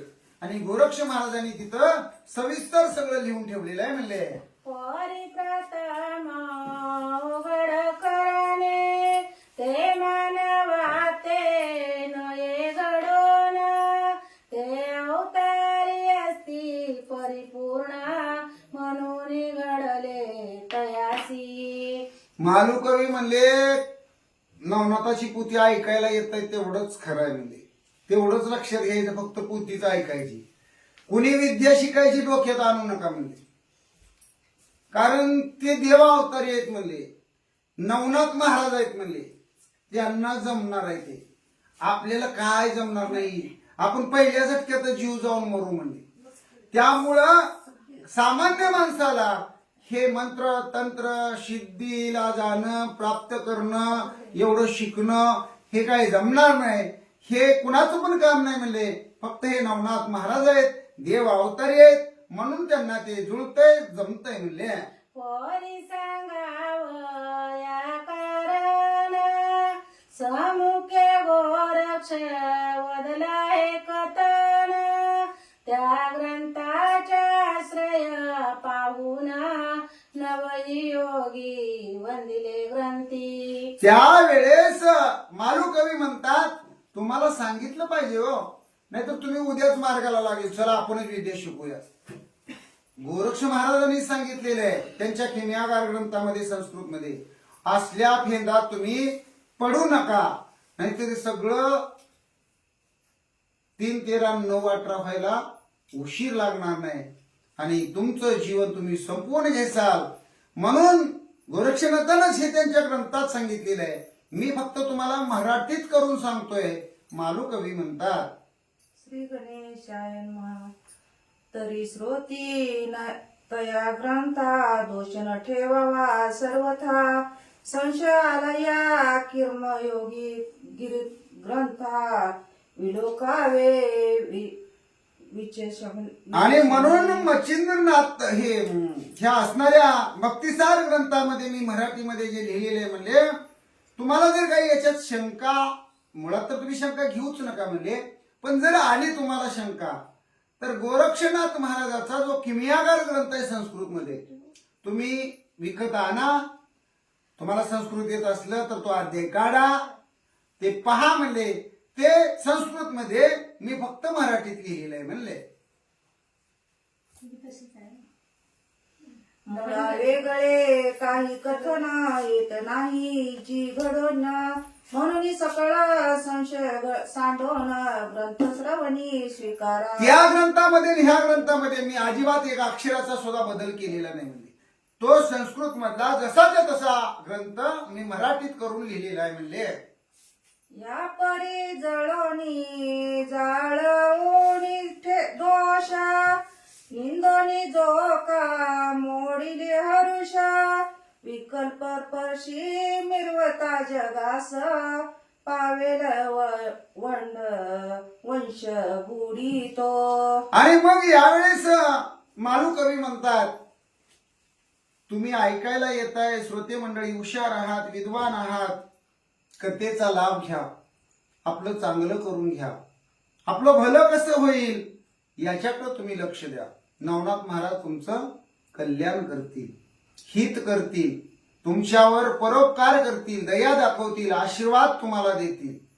पण तुम्हाला सांगितलंय नवनाथ ग्रंथाबद्दल संशय घेऊ नका. असं कुठं असतं का, तसं कुठं असतं का, लिहिलेलं काय सगळं खरंच असतं का, हे असं काही म्हणत बसू नका.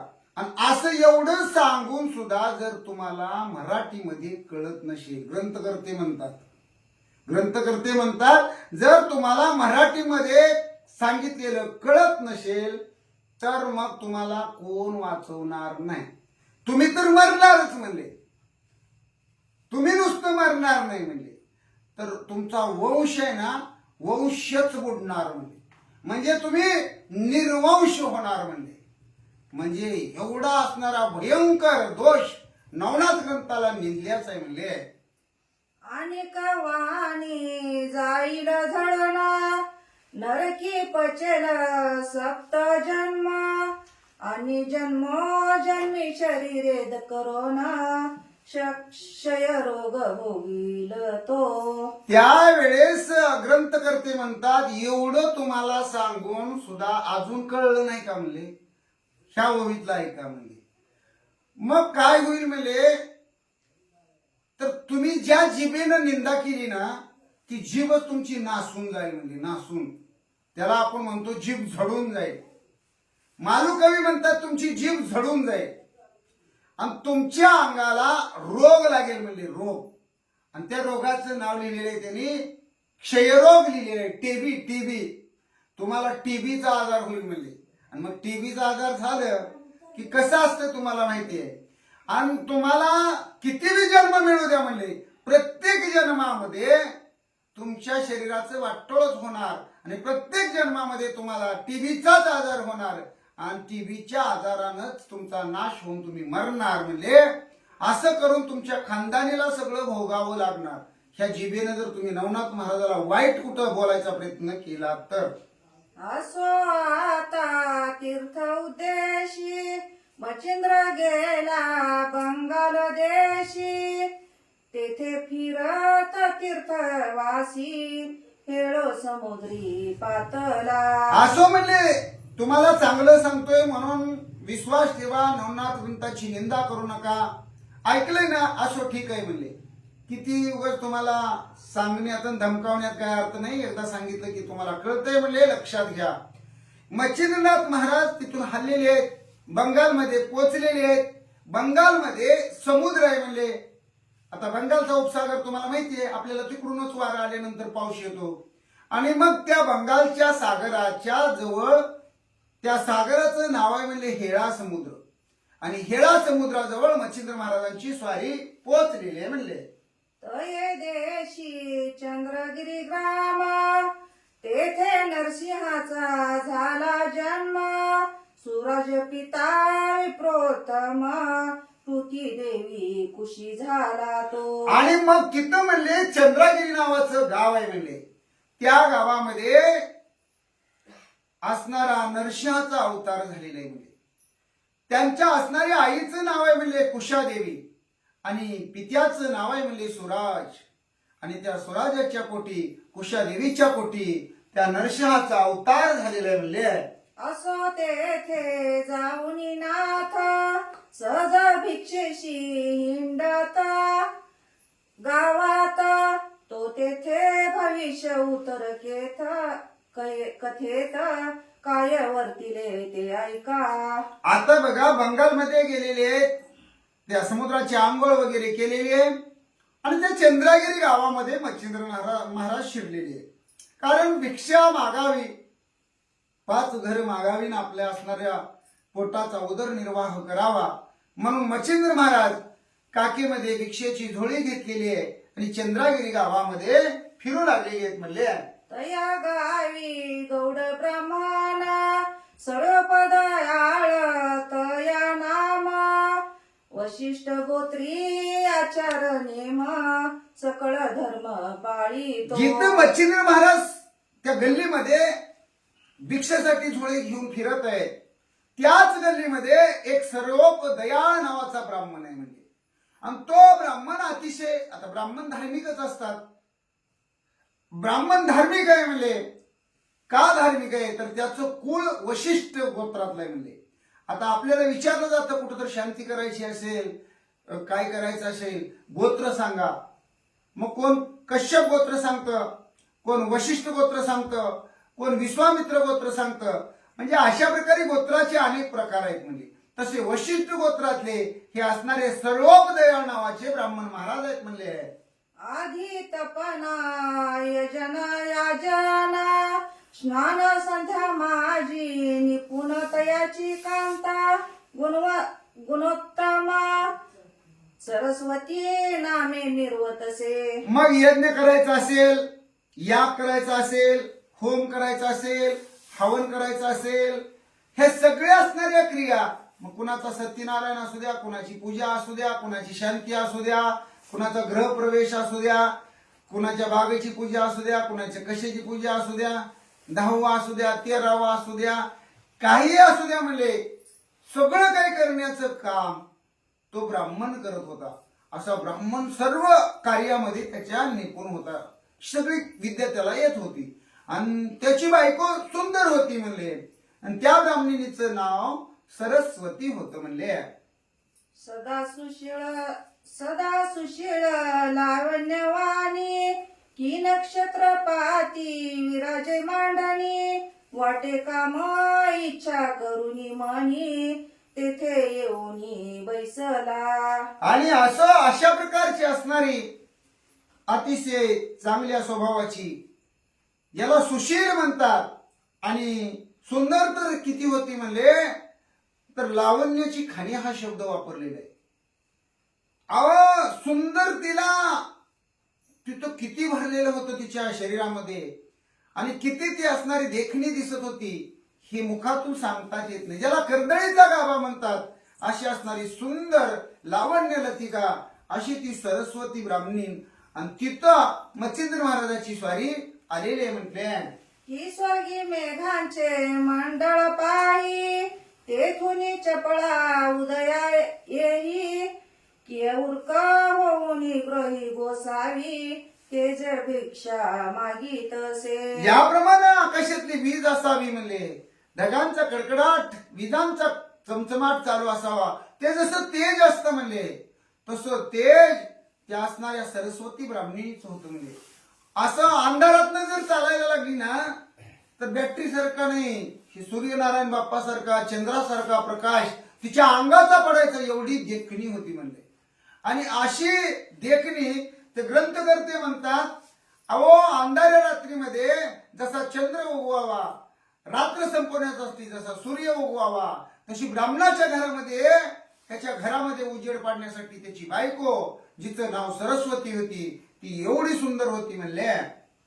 जियाचे अंधार पंचळ देटी दिजय विजार विराजती वरती थाटी जशी रत्न हे मी शेवटी खते शीतगटी मिरवतसे. आता तिचं सुंदर पण सांगताना त्यांनी वर्णन केलेले आहे. तिचे असणारे जे दात होते म्हणले, ते शुभ्र होते, अगदी पांढरे होते. ज्याला मोत्याचा दाना म्हणतो असे ते पांढरे शुभ्र दात दिसत होते. तिचे ते असणारे होठ अगदी कोवळे होते म्हणजे, नाजूक सुकुमार आणि लाल सुटूक अशा प्रकारचे होठ, अशा प्रकारची असणारी ती देखणी अशी सरस्वती ब्राह्मणी होती. भाळ विशाळ शोभयांजना कुंकुम रसे शोभिले गहना मुक्त नक्षत्र केबरी संगीना चंद्र बिजोरा विरजावी. आणि तिचं कपाळ मोठं होतं. यांचं कपाळ मोठं आहे म्हणले, ते भाग्याचे असतात असं शास्त्रामध्ये सांगितलेले आहे. आणि डोळं तर हरणीच्या डोळ्यासारखं म्हणले, त्यात सोग्याचं असणारं ते काजळ घातलेलं म्हणले, त्याचबरोबर म्हणले डोक्यावर असणारं कुंकुम लावलेलं आहे म्हणले, त्या कुंकुमाचा असणारा टिळा शोभून दिसतोय म्हणले, ते असणारं भांग म्हणले, ते असणारं वेणी आहे म्हणले, त्या वेणीमध्ये गजरा घातलेला आहे म्हणले, त्याच्यावर ते असणारे म्हणले मुक्त असणारी ती काही जाळी घालतात, ती जाळी घातलेली आहे म्हणले. आणि त्यामुळं ते अधिकच नटल्यामुळं अधिकच सुंदर दिसत आहे म्हणले. नासिक सरळाकृती भाळ विशाळ तीच आहे भाळ विशाळ संयोजन नाही, खाली खाली राहिले ना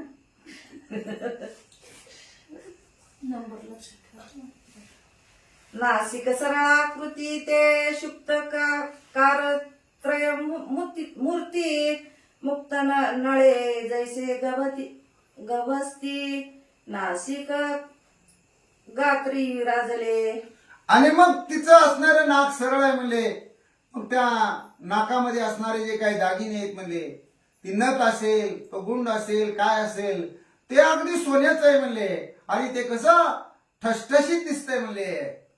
कर्मबिंदी वलया कृती हे मुगुटी ढाळ देती रत्न ताटके नक्षत्रपाती करू वश्यती. तिच्या असणाऱ्या कानामध्ये ते फुलं जुब काय काय म्हणले सगळं होतं म्हणले. आणि ते पाहिल्यानंतर आकाशातल्या चांदण्याला सुद्धा लाजवील अशी ती सुंदर सरस्वती सर्व भूषणांनी नटलेली होती म्हणले.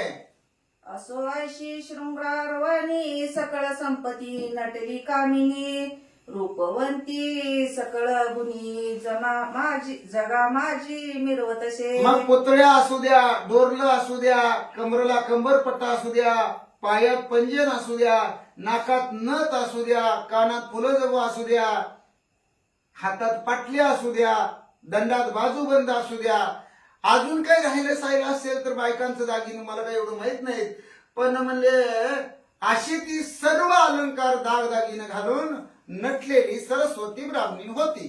परी उदरी नाही संतान परम तेने उंच वळोनी योग काम न आवडे धंदा धामाश्रम सदा वियोग बाळाचा. माणूस सुंदर असणं हे माणसाच्या हातात नाही, किंवा माणूस कुरूप असणं माणसाच्या हातात नाही.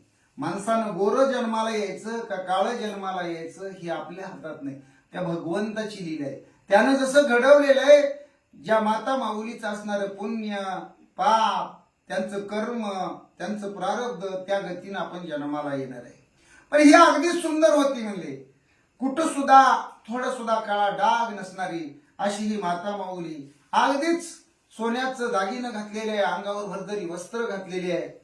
पण काय करायचंय म्हणले, संसार सुखाचा होता, आनंदाचा होता, ना अजून काही घरामध्ये पाळणा हल्लेला नव्हता, घरामध्ये मुलबाळ काही जन्माला आलेलं नव्हतं. त्यामुळं तिचं लक्ष कशावरच लागत नव्हतं आणि काम धंदा करण्यावर तिचं मनच होत नव्हतं. अशी अवस्था त्या सरस्वती ब्राह्मणींची होती म्हणले. देवदेवारे उपाय अनेक करीती झाली कामनाधिक पर्यर्थ कोटे उदयदायक सर्व सामाजी आतळैना. आणि मग तिनं काय केलं म्हणले, देव केले अनेक, त्याचबरोबर देवऋषी केले. कुठला असणारा भोंदू बाबा असेल, साधू असेल, देवऋषी. मग त्यात देवऋषात बी लय प्रकार आहेत. सुप चाटूचे देवऋषी, देवाऱ्याचे देवऋषी आणि सगळेच असणारे देवऋषी केले. डॉक्टर केले, इकडचे दगड तिकडं, तिकडचे दगड इकडं केले. पण तिला काही असं काही मार्ग सापडे ना म्हणले आणि तिला काही मुलबाळ होईना म्हणले. नावडे आसना वसना गात्र विकळ मिरवली निराश गात्र शून्य धामी चित्त पवित्र नाद कुणी. अहो नवरा बाहेर कामाला गेल्यावर ही एकटीच, मग काही नुसतं आपल्या अंगाकडे बघत बसायचं का सुंदर आहे म्हणून? काय करायचं? नुसतं दागदागिने काढायचे घालायचे काढायचे घालायचे. अहो घरात खेळायला मुलंच नाही म्हणले, चित्त काही लागत नव्हतं. मग कशावर लागत नव्हतं? त्यांनी सांगितलं की तिला बसायला खाली आवडत नव्हतं. म्हणजे काही गालीचे असेल, पलंग असेल, खुर्च्या असतील, टेबल असेल, त्याच्यावर तिला बसायला आवडत नव्हतं. म्हणजे चांगली चांगली असणारी शालू असेल, पैठणी असेल, भरजरी वस्त्र असतील, ती घालायला तिला आवडत नव्हतं. म्हणजे त्यामुळे ती कशी होती? नाराज होती म्हणले, निराश होती म्हणले, सारखं डोक्यात विचार करत होती आणि मुलबाळ काही तिला होत नव्हतं. तिचं लक्ष संसारात लागत नव्हतं. प्रपंच मानिला तिहीन जैसे दीपावीन शून्य सदन की सकळ स्वरूपी दारान परिनाशिक हीन मिरवतसे. आता या ओवीमध्ये सांगितलेले, आपण कुणाची निंदा करत नाही, जशी ओवीमध्ये आहे तसाच अर्थ सांगितला जाईल. ओवीमध्ये सांगितलेलं आहे एखाद्याचा बंगला आहे किंवा एखाद्याचं चांगलं घर आहे म्हणले, चांगला कलर दिलेला आहे, चांगलं बांधलेलं आहे सगळं, पण संध्याकाळी त्या घरामध्ये दिवाच नाही लावला. चालतंय का म्हणले? एवढ्या मोठ्या बंगल्यात दिवा लावायचं नाही, बल्ब लावायचं नाही, काहीच नाही म्हणले, अंधारात राहणं जमेल का म्हणले? किंवा सुंदर स्त्री आहे म्हणले, भरपूर पैसा अडकाय तिच्या घरी, काय कमी नाही, सगळी इस्टेट आहे, सुंदर स्त्रीकडे दागिनं पण भरपूर आहेत म्हणले, भरजरी वस्त्र आहेत म्हणले, पण तिला नाकच नाही म्हणले. काय करायचं म्हणले? म्हणजे जसं माणसाला सर्व असणाऱ्या म्हणजे अवयवामध्ये नाक हे जसं महत्वाचं आहे, ज्याला नाक्षर म्हणतात तसं असावं म्हणतात, अशा प्रकारे म्हणले स्वतःच माणूस ते खाऊन घेतो म्हणले आणि मग ते खाऊन घेणाऱ्या माणसाला करमत नाही म्हणले. तशी सरस्वती ब्राह्मणीची अवस्था होते म्हणले. की व्रजा उपरी गिरे गोमट परी बसवीत तीस तिसे तळकपट तेथे पाहता दानवी पिष्ट कांडिती ऐसे वाटे की. आणि काय सांगावं म्हणले, तिचं एवढं असणार शरीर, पण त्या शरीरावर वज्राचे घाव होतात की काय. अहो तिला करमत नाही, दना दना असं काहीतरी हांडेवणीच वाटायचं अंगावर कुणी तर. तिला वाटायचं राक्षसच येतात काय, मला दना दना मारतात काय, मारून टाकतात काय. म्हणजे तिला एवढं भनभन वाटायचं, एवढं वसाड वाटायचं, एवढं रखरख रखरख रखरख वाटायचं.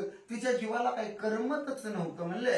की तरुविना अरण्य कर्कश की सरिता विना जैसे विरस मग ते शैक्षणिक पशु मात्रास भयंकर दरी वाटत आता नदी आहे म्हणले, नदी. आता जरा ह्या मान नदीला बंधारे तर झाले, पण मान नदीला कधी पाणी असतं, पावसाळ्यात आला आला आला म्हणून तर वाहून जातं म्हणजे नदी आहे पण त्या नदीला पाणी नाही म्हणजे. जंगल आहे पण जंगलात सगळी झाडे वाळून गेलेली आहेत, एक सुद्धा हिरवं नाही म्हणजे. काय करमल का ते कुणाला. तसं या सरस्वती ब्राह्मणीच्या पोटी मुलबाळ नसल्यामुळं तिला उदास वाटत होतं, भनभन वाटत होतं. शरीरीचा मुलपणा परिधानिले वस्त्राने भूषण परिचतुशंखधी शवदर्शन शुभम काही वाटेना. आणि एखादा अशी परिस्थिती आहे म्हणले की शरीर चांगलं आहे म्हणले, ज्याला धडधाकट म्हणतो तसं शरीर.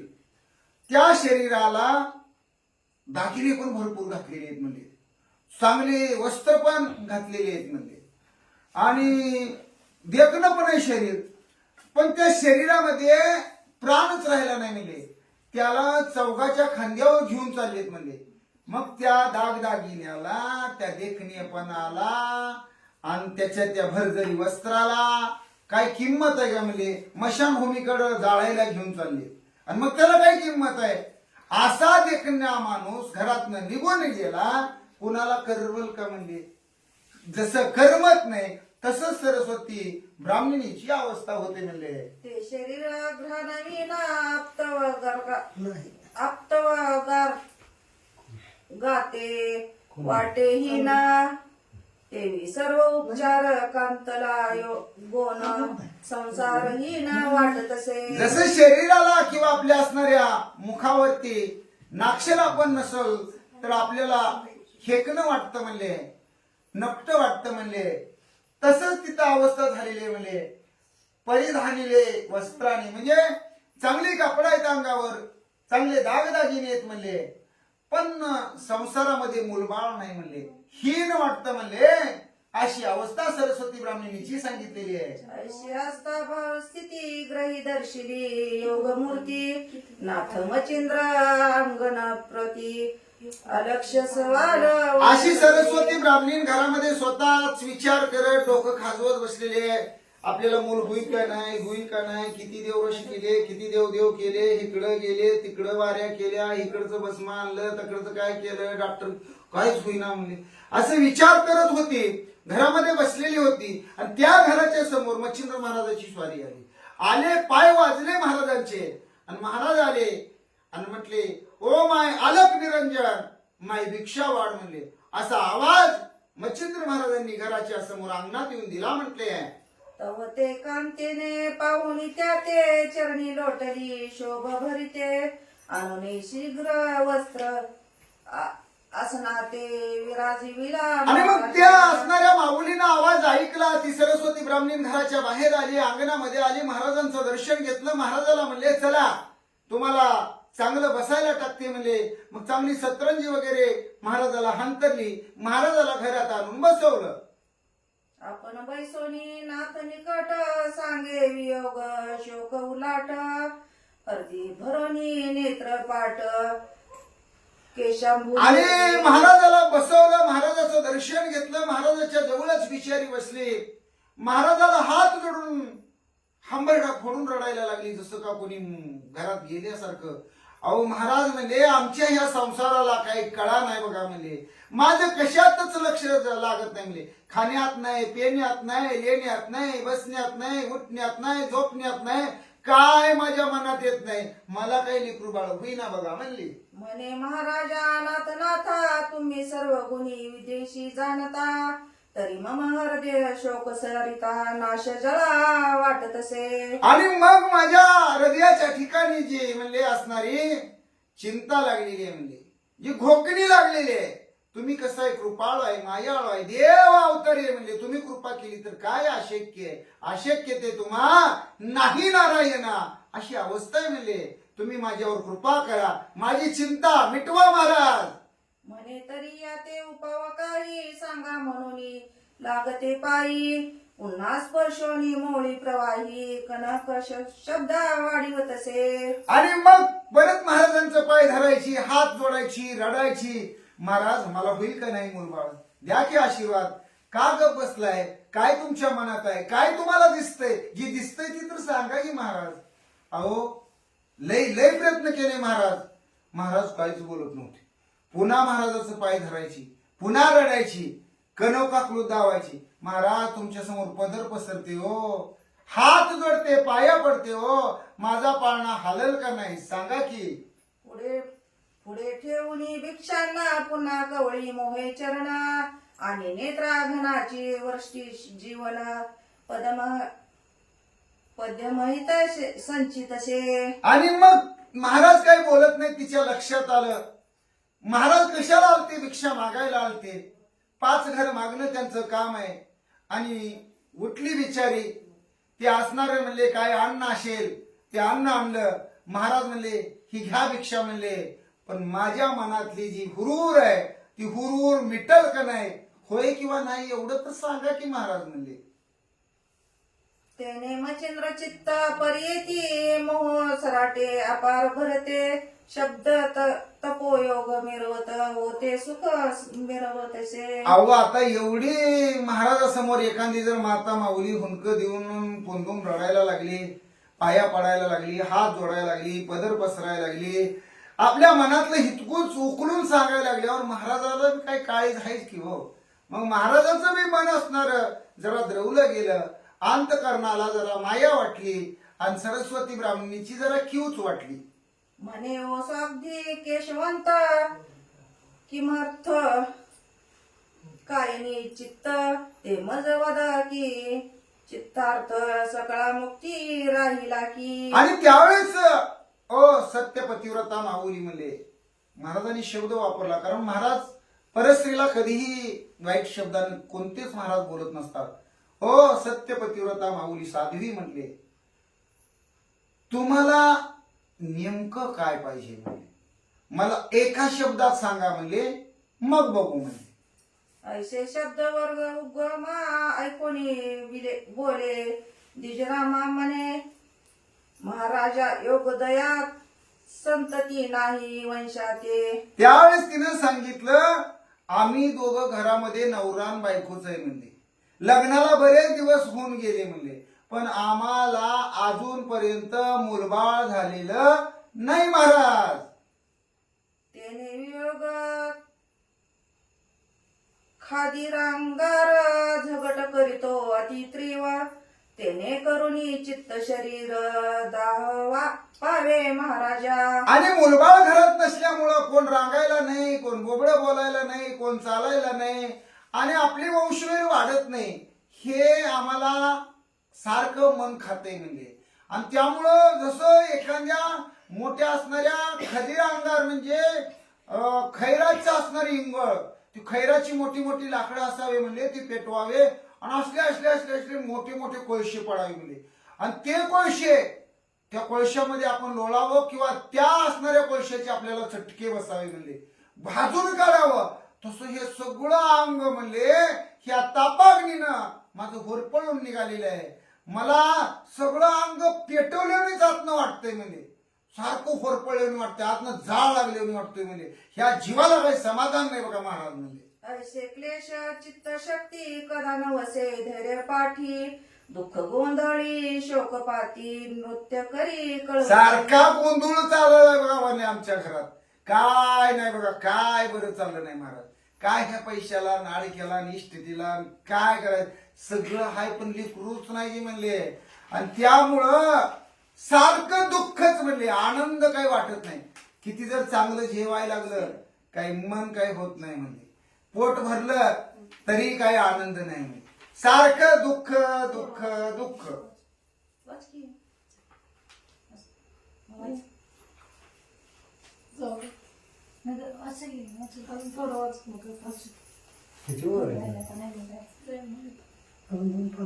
तरी हा शोक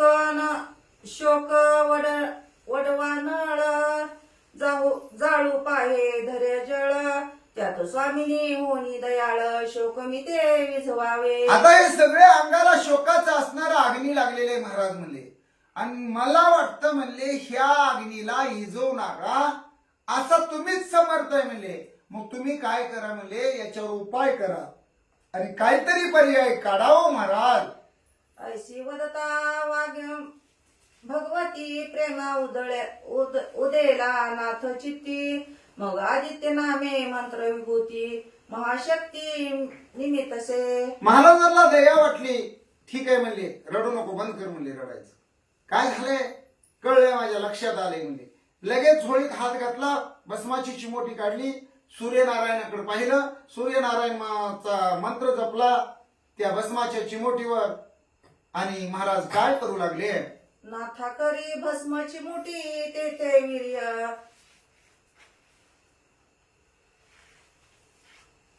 वीर्य करी राहटी मग ते भरमा तपोजेटी तिथे हाती आणि सूर्याचा मंत्र म्हटला, त्याच्यावर सूर्यवीर्याची असणारी म्हणले स्थापना केली, संजीवनीची असणारी स्थापना केली. आणि हे सगळं करत असताना ते मंत्र प्रयोग सिद्ध झाला म्हणले, आणि ते भस्म सरस्वती ब्राह्मणीच्या हातामध्ये मच्छिंद्रनाथांनी दिलं म्हणले. म्हणे माय हो शुभानने हे भस्माची मोठी करी कवळुनी घेई सेवी आपली शैनी निशी माझी जनी. आणि महाराजांनी सांगितलं म्हणले, तुला मुलबाळ पाहिजे ना, मग काय कर, ही भस्माची चिमोटी घे, ही आता व्यवस्थित ठेव, आणि संध्याकाळी जेवण झालं झोपताना खा आणि पाणी पिऊन झोप म्हणले. भस्मशील भस्म नव्हे पूर्ण गभस्ती जोहरी नारायण उदयो कीर्ती प्रभा मिरवुनी त्रिजगती मोक्ष मांदुसा मिरविले. आणि मग त्यावेळेस म्हणले, हे भस्म समजू नको, याला राख वगैरे समजशील म्हणले, तू भस्म म्हणजे राख आणि तू राख वगैरे समजशील म्हणले. तसं नाही म्हणले, ह्याच्यातून साक्षात असणारे हरिनारायण अवतार घेणार आहेत म्हणले, आणि अवतारी पुरुष या भस्माच्या चिमोटीपासून तुझ्या पोटी जन्माला येणार आहे म्हणले. म्हणून तू काय कर, तर हे भस्म काळजीनं ग्रहण कर म्हणजे घे म्हणले. तरी तू सहसा हळवटपणी कामना वरी भस्म सणी माही पुढील भविष्य जाणून चित्तवाणी वदविली. आणि तुझं मन काहीतरी इकडं तिकडं जाऊ देऊ नको म्हणले, हळवटपणा काय करू नको, आगाऊपणा काय करू नको, आरमुटापणा काय करू नको, मी भस्म दिलेलं तेवढं संध्याकाळी झोपताना खा म्हणले. या भस्माची प्रतापस्ती तव उदरी होईल जो सुत तयाचे अनुग्रह देऊनी खत करीना सहज सहस ब्रह्मांड. ज्यावेळेस म्हणले हे भस्म तुला दिलं जाईल, तू खाशील म्हणले, आणि खाल्ल्यानंतर परत तुला गर्भ तुझ्या पोटी वाढीस लागेल म्हणले, आणि ज्यावेळेस तुला बाळ होईल म्हणले, त्या बाळाला परत मी येईल म्हणले तुझ्या घरी, आणि माझी असणारी सर्व दीक्षा देईल, सर्व विद्येमध्ये त्याला निपुण करीन बर का. मच्छिंद्रनाथ महाराज त्या सरस्वती ब्राह्मणीला सांगू लागले. मग तो सुत न म्हणे माय सकळ सिद्धीचा होईल राय जैसा स्वर्गी नक्षत्र यमय शशीनाथ मिरवली. ज्याप्रमाणे सर्व चांदण्यामध्ये असणारा चंद्र शोभायमान दिसतो म्हणले, तसा हा अवतारी पुरुष हरिनारायणाचा अवतार तुझ्या घरी शोभून दिसेल बर का. सरस्वती ब्राह्मणीला मच्छिंद्र महाराज सांगू लागले. मग तो न माय ब्रह्मांड भरी कीर्ती रश्मीचे तेजवीवरी आणि वद्य होईल चराचरी मानव जसा सूर्याचा प्रकाश तिन्ही तळामध्ये पडतो तसा हा देव दानव आणि मानव तिन्ही जगामध्ये सगळ्यांना वंदनीय होईल म्हणले, आदरणीय होईल, जिवलग होईल म्हणले. तरी माये संशय न धरिता भस्मी भक्षी भस्म सांडोनी चित्ता ऐशी सांगोनी सकळ वार्ता नाथ उठे तेथोनी. ओ माय माऊली, माता माऊली, कळलं का तुम्हाला म्हणले? भस्माबद्दल मनामध्ये शंका आणायची नाही, कुशंका किंतु परंतु आणायचं नाही. सांगितलंय ना, दिलंय ना भस्म, मुलगा पाहिजे ना, संध्याकाळी झोपताना घ्यायचा. महाराजांनी सांगितलं, भस्माची चिमोटी सरस्वती ब्राह्मणीच्या हातामध्ये दिले. महाराज म्हणले मी निघालो. महाराज तिथून उठले. यावरी बोले शुभाननी की महाराजा योग धामी तुम्ही केव्हा याल परतोनी सुतानुग्रह ओ पाय. महाराज निघाल्याबरोबर सरस्वती ब्राह्मणीने हात जोडलो. महाराज म्हणले तुम्ही निघाला? हो निघालो म्हणले. परत कधी येणार?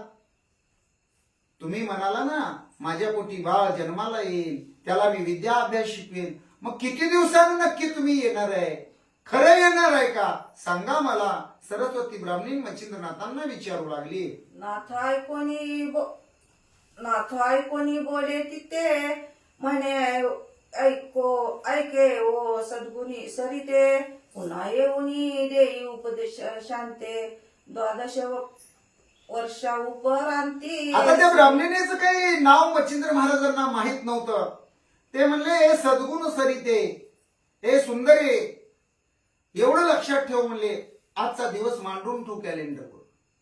आजच्यापासून बरोबर ज्या दिवशी 12 वर्ष भरतील म्हणले, त्या 12 वर्षाने मी बरोबर तुझ्या घरी परत येईल म्हणले.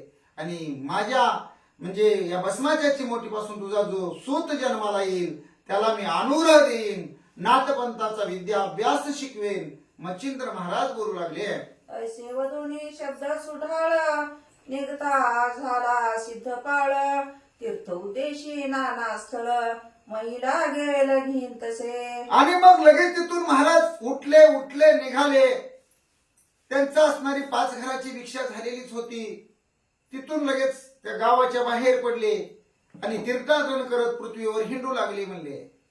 हिरीकडे भस्मची मोठी सदड बांधोनी ठेविली गांठी परिहर्षण राहे पोपटी उचंबळणी दाटलासे. आता महाराज गेले निघून.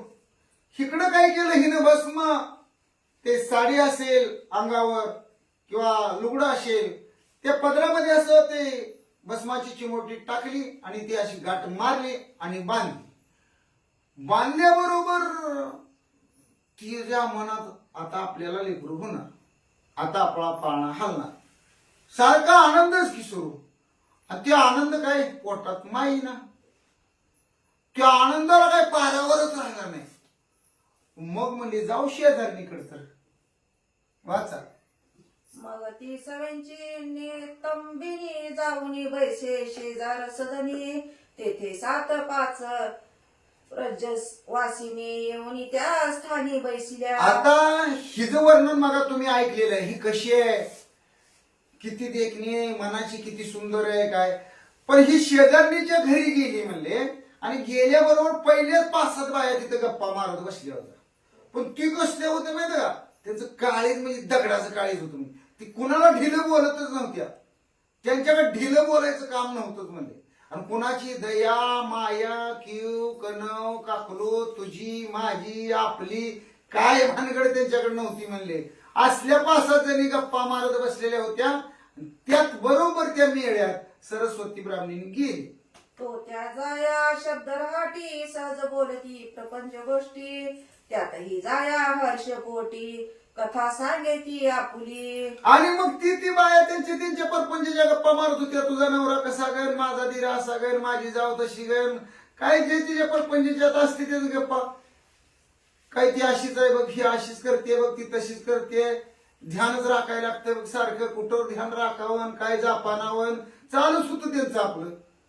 आणि ह्यात ही मिसळल्यावर म्हणली बायानो अगं माझ्याकडे काय ध्यान द्या की म्हणली.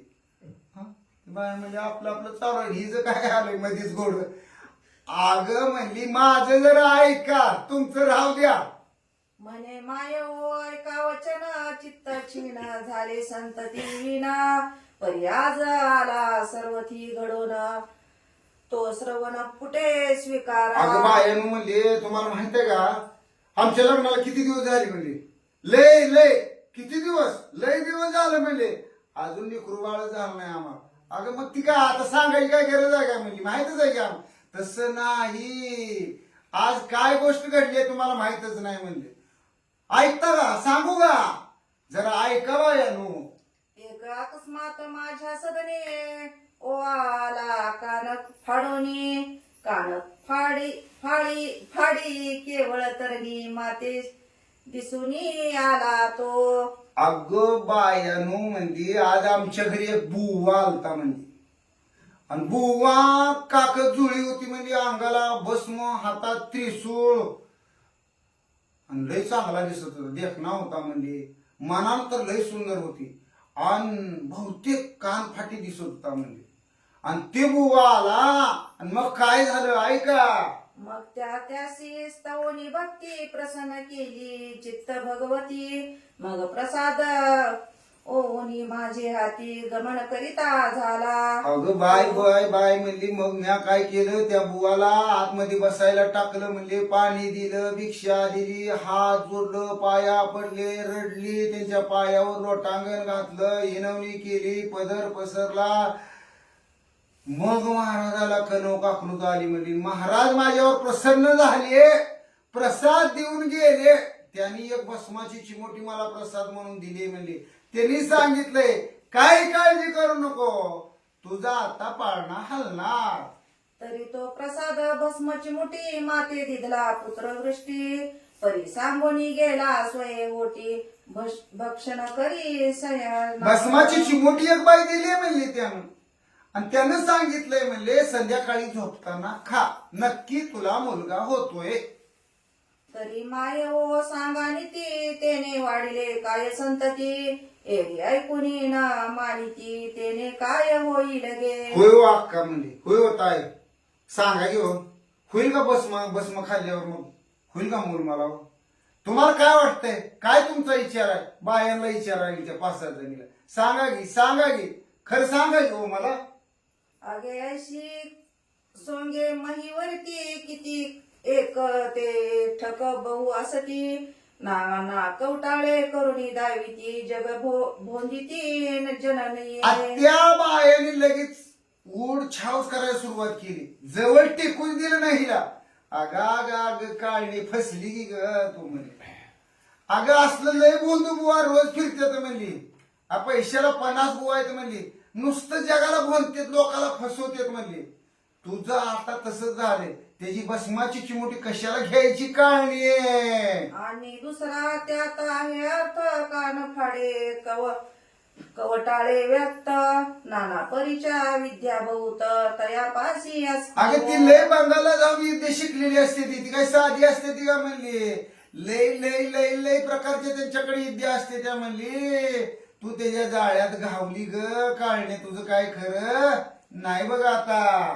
काय हो सांगू शुभ गात्री कान फाडे कृत्रिम मंत्री जाया पाहुनी शुभ गात्री करीती कुत्री. अगं ती महाराज लोक नुसती भोंदू असते ती बघ म्हणली. गळ्यात माळ पोटात काळ नुसतं मुह मे रामन बगल मे छुरी. तिने नुसती ती भगवी कापड कशाला घातलेली असते ना लोकाला फसवायला लोकाला. आणि ती काय करते ती महाराज ती बाया म्हणायला लागल्या काय करते तुला माहित आहे का. काळी बाय हिकणी बाय असल्या बायांच्या घरी ती जात नाही. चांगलं खरी हिरून सुंदर बाईच्या घरी जाते ती आणि बराबर तिथं जाऊन भिक्षावाड म्हणते ती म्हणजे. आणि भिक्षावाड म्हणते ती तिला येड करते ती म्हणजे. आणि मग माणूस भिक्षा मागायला जातंय महाराज म्हणून बसतंय काहीतरी बोलतंय आणि मग अशी भस्माची चिमुटी देते ती म्हणजे आणि ती निघून जाते ती म्हणजे. पण लय घोटाळा आहे त्यात म्हणजे त्यांच्याजवळ मंत्र असतात म्हणजे. आता मंत्राने काय करणार ती भस्माची चिमुटी तुला घेऊन गेलाय म्हणजे ती आता त्यांना ती साध्य झालं म्हणजे. आता काय करणार दिवसा तुला कुत्री करणार म्हणजे आणि त्यांच्या संगट भिक्षा मागताना फिरवणार दिवसभर कुत्री आणि संध्याकाळी 12 वाजल्या की तुझं मूळ स्वरूप बायचं करणार म्हणले आणि भोगणार म्हणले. असली वाईट महाराज लोक असतील. तू कशाला तसल्या फेंद्यात पडली? अगं लय लय फशी लोक निघाले ते बाया त्या असणाऱ्या सरस्वती ब्राह्मणीला सांगायला लागल्या. मग त्यांनी ते सवे घेऊन हिंडती वस्ती क्षेत्र मोदिनी रात्री माझी कांता करुणी सुखशयनी भोगिती. दिवसभर त्या बाईला कुत्रीच्या स्वरूपात आपल्या संग फिरायचं. महाग महाग ती कुठं जाईल महाराज, कुठं घर हिंडल, कुठलं गाव हिंडल, दिवसभर फिरल म्हणजे तिकडं कुत्री होऊन त्या बाईला फिरावं लागतं म्हणजे. आणि रात्री त्यांची बायको करायची म्हणले, बाय करायची म्हणले आणि भोगायची. इतकी वाईट वासना ह्या कानफाड्या असणाऱ्या महाराजांची असते. अशा त्या बायका सरस्वती ब्राह्मणीला भीती घालायला लागल्या. तरी दिवसा कुत्री रात्री जाया करीती त्याशी जाण माया. तू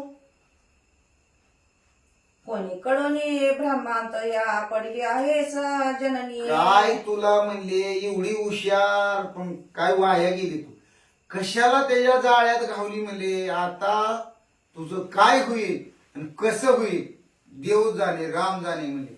अगं बाई म्हणली आता काय तुझं खरं नाही. परी हे आम्हासी दिसते बोखट तू शुभान नाही जाया ती बरवट.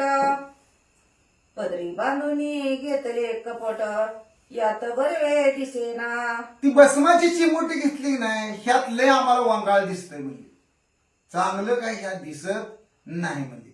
पुढं आता तुझं काय खरं नाही म्हणजे. बुवा आता काय करल आणि काय नाही. तू तर देखणी आहे, हुशार आहे, सर्वांग सुंदर आहे, तुझ्या अंगावर एवढं दाग दागी नाही. आई तीच सापडली बुवाच्या तावडीत. ऐसे बोल बोलता युवती भयवत अघ्राची झाली वस्ती. मग ती परमा विटोनी चित्ती सदन प्राप्ती आलीशी. आता ह्या बायाने टेकूनच घेतलं नाही. हिला काय गोडच लागलं नाही. अगोदरच दुःखी होती. महाराजांना कसं तर भस्माची चिमोटी दिल्यापासून आनंदित झाली ती. पुन्हा बायात गेली, बायाने कान भरलं. तिथनं तिचं मन इटूनच गेलं म्हणजे. कशावर विश्वास ठेवावा आणि कोणावर, महाराजावर सुद्धा विश्वास ठेवायचा आता अवघड झालंय तिच्या मनात आलं. तिथनं तशी उठली, तडा तडा तडा तडा आपल्या घरी आली. मग ती कवळणी भस्माची मोठी येती झाली गोठ्यापाशी. तेथे गोरज केरासी निर्विले. मग घरापाशी आली की तिथं उखरडा होता म्हणजे शेणाचा. तिनं काय केलं, ती गाठ सोडली, भस्माची चिमोटी ती घेतली हातात आणि त्या उखरड्यात दिली फेकून. जाऊ दे बापडे तिकडे पिढा म्हणजे. तया माझी भस्माची मोठी सांडीती झाली ते गोरटी. तया माझी हिरी जेठी संचार करी महाराज. ज्यावेळेस तिने भस्माची चिमोटी त्या उखरड्यामध्ये टाकली त्यावेळेस भगवान हरिनारायणाला समजलं. आणि भगवान हरिनारायणाचा अवतार पुढे गोरक्षनाथ तिथं होणार होते, तिच्या पोटी जन्माला येणार होते. पण तिने ती उखरड्याच म्हणजे बायांचं कोणत्या ऐकावं कोणत्या नाही. आपल्या संसाराचं वाटोळ करतील का चांगलं करतील. उगच दुसऱ्या बाईनं म्हणायचं तुझा नवरा असा बघतोय इकडं, झालं त्या घराचं वाटोळ झालं. त्या नवरा बायकोचं झुपलंच काय नसताना बायकोनं पुन्हा म्हणायला सुरुवात केली, तुम्ही पुन्हा पोतीला जायचं नाही, तुम्ही पुन्हा इकडे जायचं नाही, नीट रस्त्याला जायचं नाही तर मला संघ न्यायचं नाही तर तुम्ही असतो. आता राखेल नाही, पहिले बायका म्हणायच्या राखेलचा डब्बा अख्खा वतून घेईन आणि लेकरन बाळ कोळसाहून मी पडेल. म्हणजे नुसतं एका बाईने ठिणगी टाकली आणि बायाच्या संसारात बायाच वाटोळ करतात. आणि तसंच या सरस्वती ब्राह्मणीचं केलं. पण जाऊ दे म्हणले, तिनं टाकली उखरड्यात. हरिनारायणाला समजलं, हरिनारायणाने त्यामध्ये संचार केला आणि उखरड्यामध्ये गोरक्षनाथ महाराज पुढे अवताराला येणार आहेत. तिथं त्या उखरड्यामध्ये त्या भस्माच्या चिमोटीमध्ये हळूहळू गर्भ वाढायला सुरुवात झाली. जो नव नारायणा कीर्ती ध्वज प्रत्यक्ष विष्णू तेजपुंज. तरी ऐसे नाम साजे कीर्तीवर. नवनारायणामध्ये कीर्तीचा ध्वज असणारा, सर्वश्रेष्ठ हरिनारायणाचा अवतार असणारा असा हरिनारायण त्या असणाऱ्या भस्माच्या चिमोटीमध्ये संचार करतो. आणि त्या उखरड्यामध्ये तिथं नारायणांचं असणारी प्राप्ती म्हणजे त्यांचं असणार स्थान तिथं वाढायला सुरुवात होते म्हणले. असो ऐशे दैवरा हटी करुणी जाती झाली गोरटी सदनी येऊनी प्रपंच दिठी सदा सर्वदा मिरवतसे. आणि असो तिनं म्हणली आपली पिढा गेली म्हणून ती भस्माची चिमोटी टाकून दिली. ती महाराज बी विसरून गेली, ती भस्माची चिमोटी बी विसरून गेली. काया खुशादारणी संघ गप्पा मारल्या, ती बी थोड्या वेळानं 1-2 दिवसांनी विसरून गेली. आपला आपला हाय असा परपंजा दररोजचा तिचा सुरू झाला म्हणले. असो अशी कथा अवसर पुढे निंदून ग्रंथ सादर तरी श्रोते शिरो सार पुढील अध्यायी स्वीकारणे. आणि पुढल्या अध्यायामध्ये जशी बासुंदी प्रत्येकाला आवडते का नाही म्हणजे तशी बासुंदी सारखी गोड कथा आहे म्हणजे.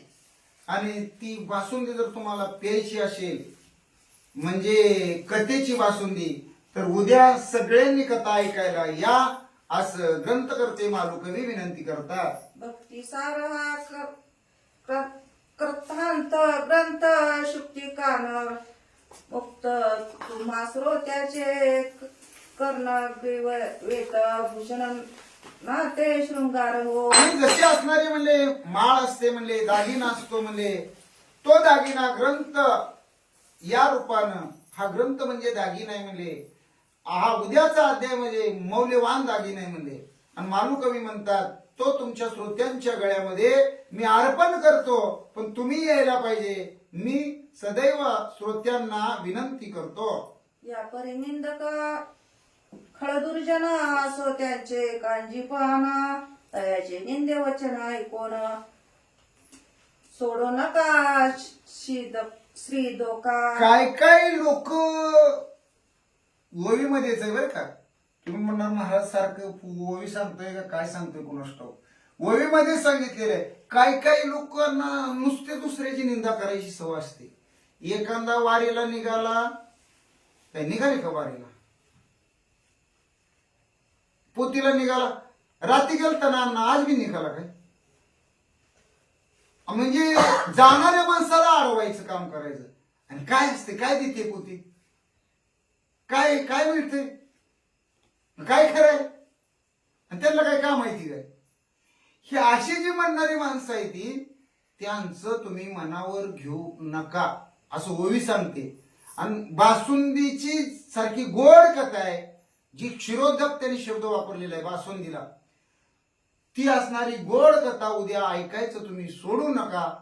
तुमची तुम्ही या, त्यांना काय तुमची निंदा करायची ती करू द्या. सुत मारूचे वचना नरहरी वदे जग सुमना भावार्थ गुणी गुंपून माळ स्वीकार श्रोत्यांशी. तुम्ही फक्त ग्रंथाच्या चरणावरती आपला भाव ठेवा. काय इथं लागत नाही. तुम्ही काय पैसा अडका आणायचं नाही, येताना काय घेऊन यायचं नाही, काय नाही, काय ओझं आणायचं नाही, काय नाही. आपलं मन मोकळं यायचं, छान मध्ये पोथी ऐकायची, आनंद घ्यायचा. पोथीत बी नेमकं काय लिहिलंय ती बी कळतंय. आणि माझ्याकडे ही कथेची उद्या एक माळ करून ठेवलेली आहे म्हणजे. आणि ती माळ तुम्ही आला की इथं ग्रंथ अध्याय सुरू झाला की ती तुमच्या मग गळ्यात घालणार आहे आणि ती तुम्ही स्वीकारावी, उद्याची कथा ऐकायला यावी असं आवर्जून ग्रंथकर्ते मालुकवी सांगतात. स्वास्ती श्री भक्ती कथा सार संगम गोरक्ष काव्य किमयागार सदा परसोन भाविक चतुर तिथे अध्याय गोडा हा पुंडलिकावर हरी विठ्ठल श्री ज्ञानदेव तुकाराम पंढरीनाथ भगवान की जय. गोपाल कृष्ण भगवान की जय. बजरंग भली की जय. श्री गुरुदेव दत्त वासुदेव हरी. नवनाथ महाराज की जय. मच्छिंद्रनाथ महाराज की जय.